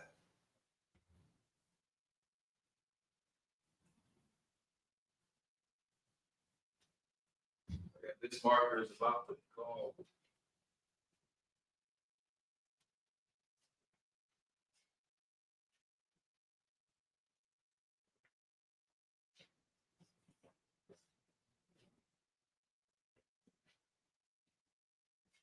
So we got Yahweh, Ba-ha-sham. And again, that ma connected to the sha. So the vowel sound will drop off, and you just got the consonantal value connected to the previous character. Bahasham. So I'm not too far away. Yahawashai. That I, again, it's not really accompanied by any other so-called vowel sound. So you're going to pronounce that fully in any case. The I is always going to be pronounced I. There's no shortening of it. Whereas the rest of the characters, they do lose, one of those elements. So Yahawashai, Barak. So instead of Baraka, Barak, Atha. So now this is that singular form, that you singular, and then over here, this will give you the variation, Atham. That's going to be the masculine plural. So now you see here, in both cases, the A is pronounced by itself. The Tha and the Thumb are connected. So they would get pronounced together. Now underneath that, I'm going to write it with the Assyrian. So y'all can see my handwriting a little bit too.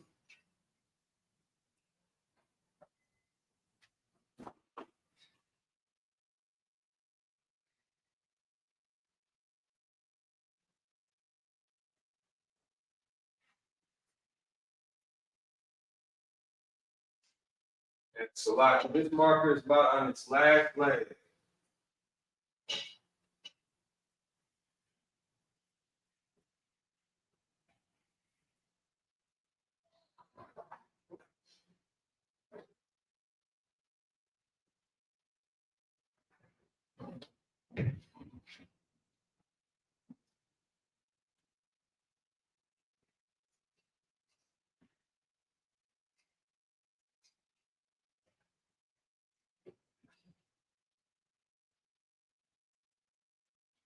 That dot in the middle.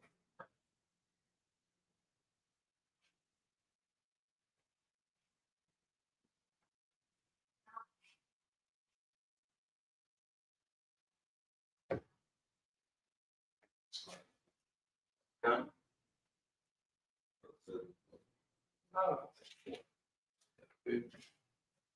Shout out to pizza. Shout out to pizza. Pizza to the vlog.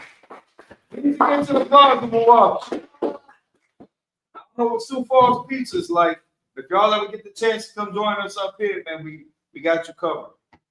If anybody likes corned beef sandwiches, I know the best Reuben probably in, if not the Midwest, at least, if it's not the best Reuben sandwich in the Midwest United States, it's at least probably the best Reuben sandwich in the Western Hemisphere, at least.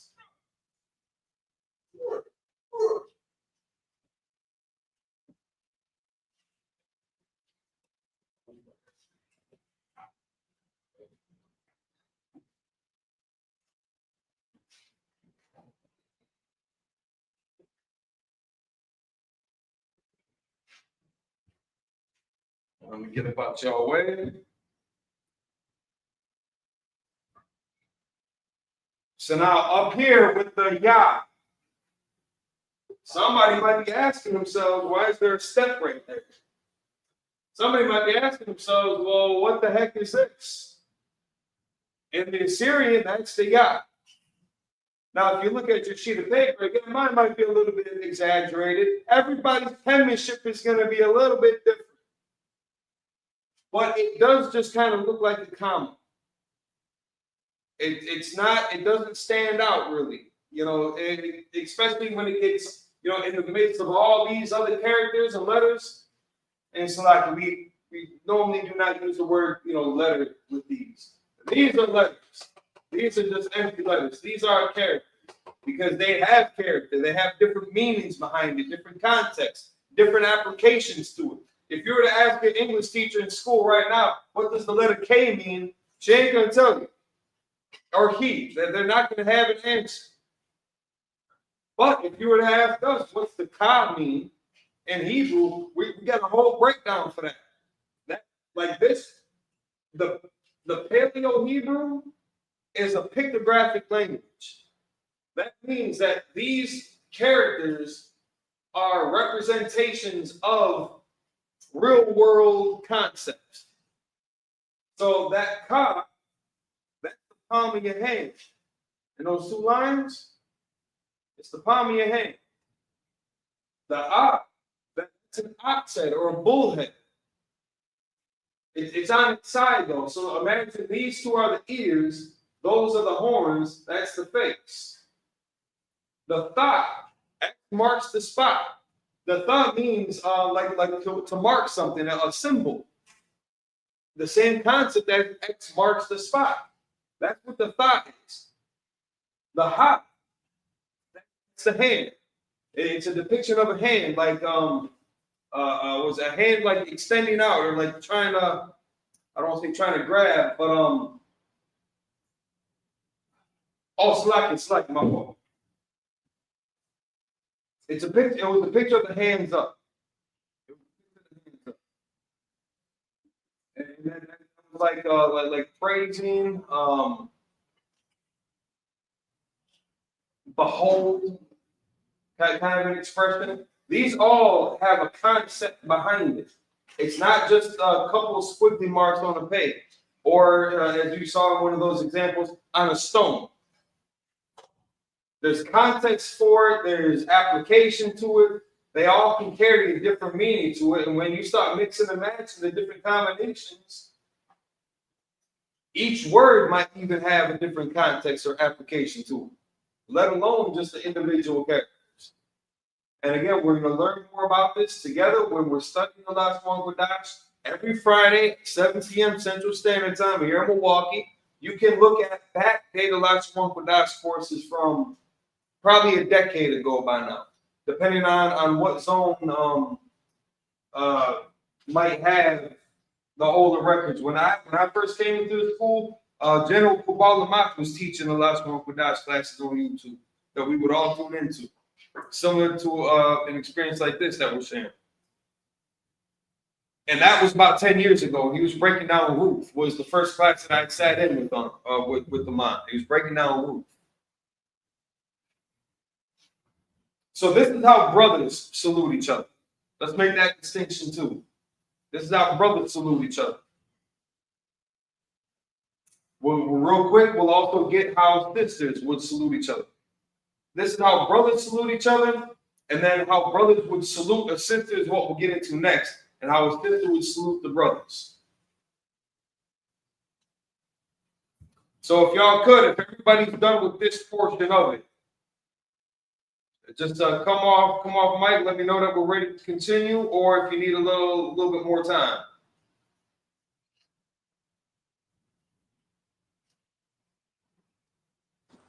Salakia Adawan. It's just kind of hard to see it, but I was able to kind of copy it, and I'm just having them copy it from me. I got the paleo, but I couldn't get the Assyrian. No, let me see yours. Let me see what.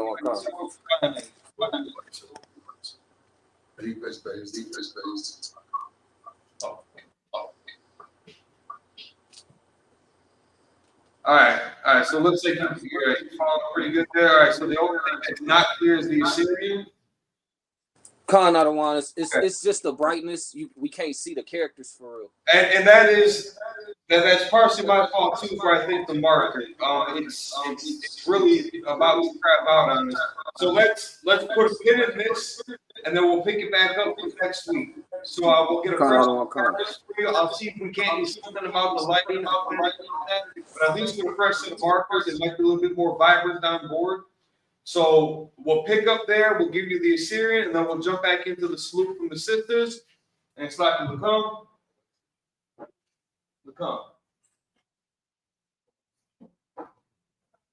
Salakia. All right, so we'll put a pin in it. We'll get back to that next week. Good first class from everybody. I think this is going to be fun. We're going to have a good time. If you tell the Russian applause, Sioux Falls in the building, Milwaukee in the building, join us next Friday, 7 p.m. Get ready for for the Day of Atonement coming up on the 30th. So this upcoming Tuesday, starting at sundown at 7 p.m., is going to be the Day of Atonement. This is going to be a 24-hour fast. So from on the 30th at Tuesday night at sundown, if you want to just cut across it.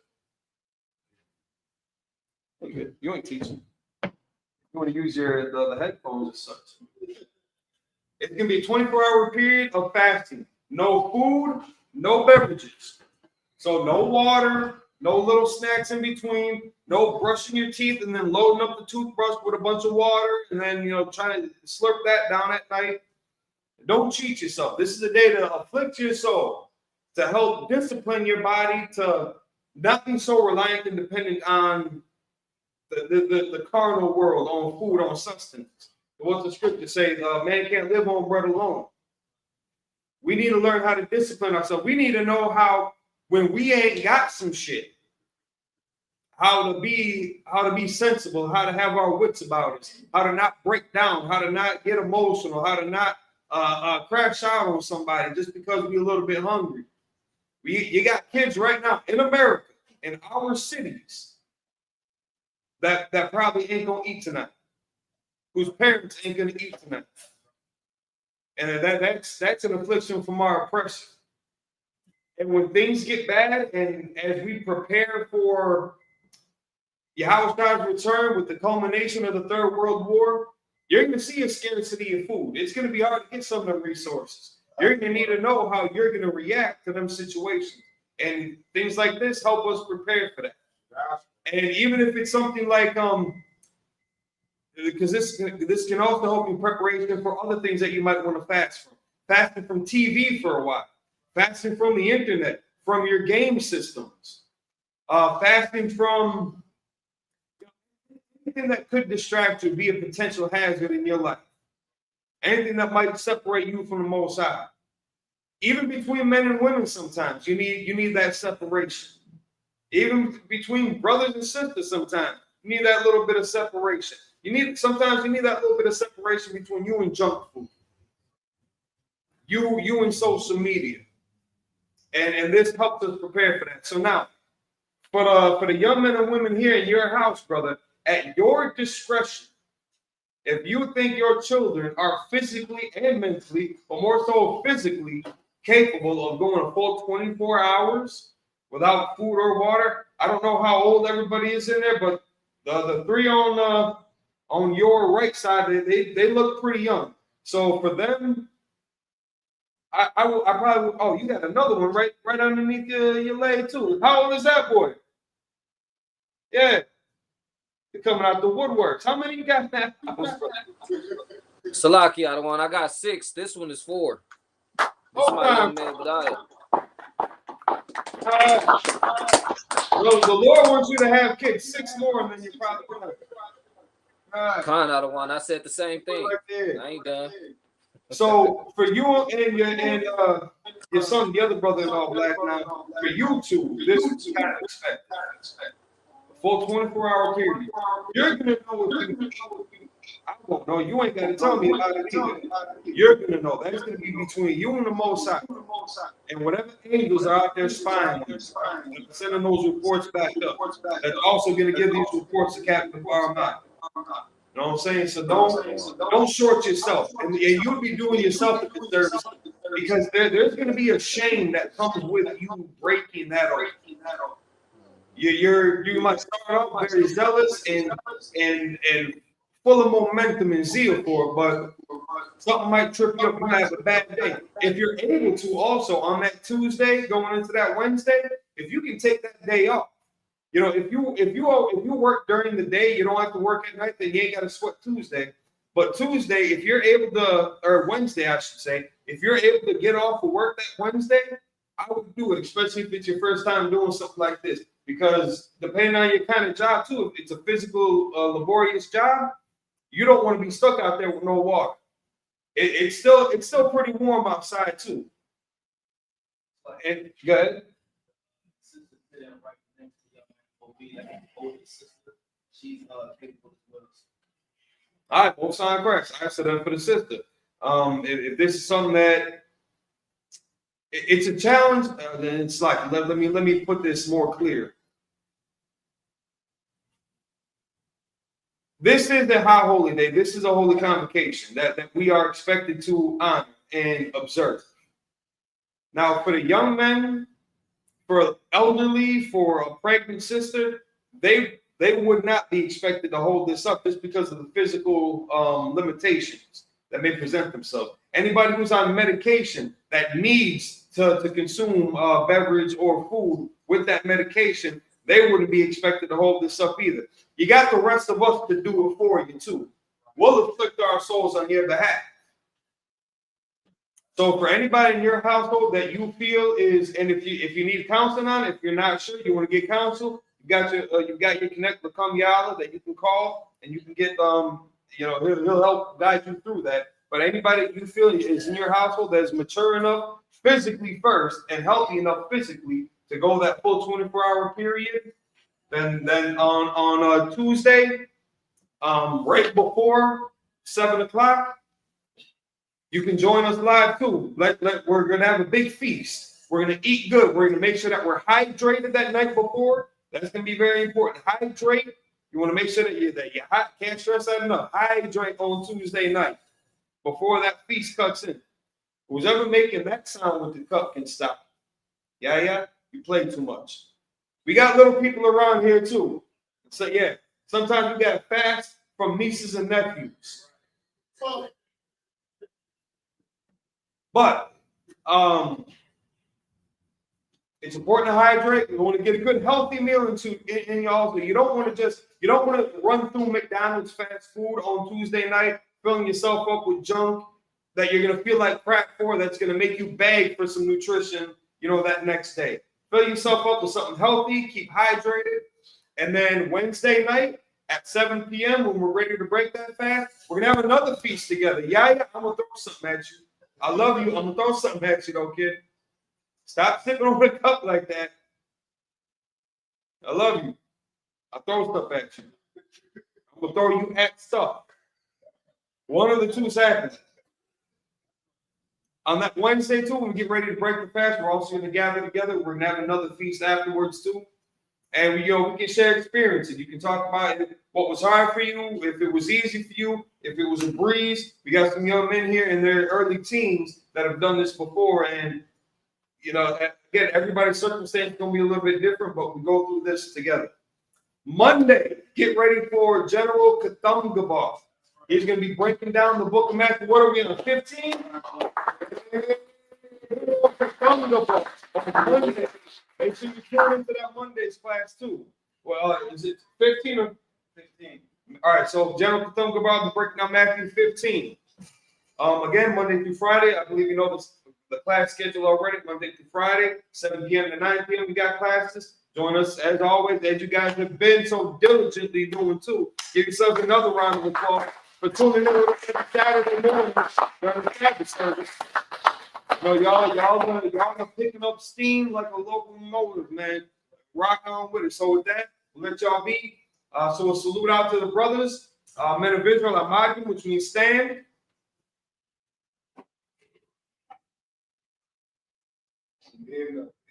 Man of Israel. Yeah. You can stay seated for this. All right. So Amagim, which means stand. Amagim Shabbat is with your arms behind your back, your fists connected. You take a stance. Amagim Shabbat. Amagim, let's come back here. Barak. And we're going to give that salute that we just worked on. Yahweh Ba'ashem Yahweh Shah Barak Thumb.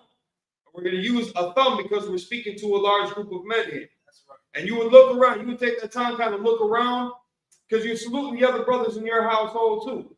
I'm saluting y'all on the class and the camera. I'm saluting the brothers that are in the room as well. So I'm speaking to all of y'all.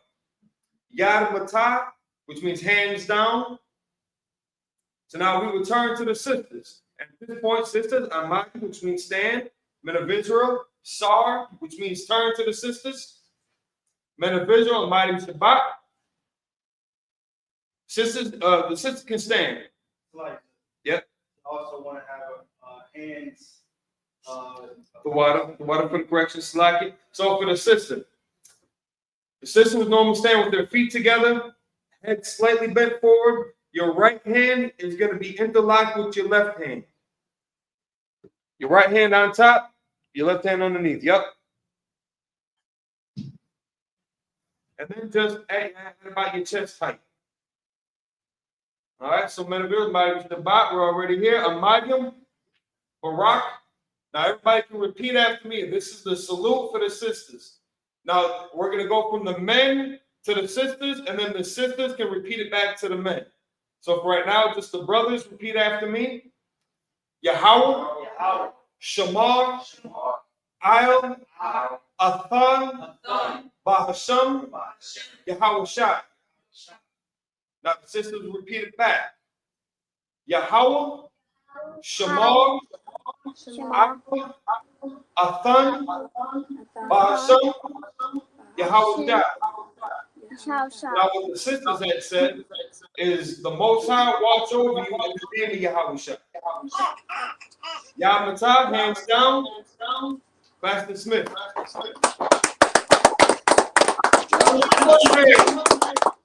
Friday. Hey, guys, give me your money. Such a little dude right there. I know you're hiding out. Ooh, 27 Club. All right, gang, let's really nail it this time. Here we go. A 1, a 2, a 1, 2, 3, 4. Been in this shit for some years, I ain't never left. Nigga try to save his life like he's scared of death. I got Hillstar on my body, bitch, I'm heaven sent. Hey, this ISUPK ain't nothing, we on fellowship. Been in this shit for some years, I ain't never left. Nigga try to save his life like he's scared of death. I got Hillstar on my body, bitch, I'm heaven sent. Hey, this ISUPK ain't nothing, we on fellowship. Florida Lee on my top, this a Saints hat. This the third can't be been in here, J-Cat. Nigga tryna steal the sauce, yeah, I hate that. But I ain't make the rules, I can't change that. New bottle, new wine, yeah, I can't crack. Look, flag on the play, they grabbing face masks. Niggas always saving hoes where your cape at. The only killer that you know without no face tag. Hell yeah, my bitch bad, Proverbs 31, yeah. This is not a drill, I be 30'd up, yeah. He about to crack the sky, you better hurry up. It's all bad when you see us hang that jersey up. It's mad brick, I got the blick with my cover on. He a fed, he a op, got his cover blown. Look, I'm really outside without no scully on. It's one West, bitch, I'm on with my brothers on. He got ranked, then he left, he broke another oath. I got the plate, we about to take another zone.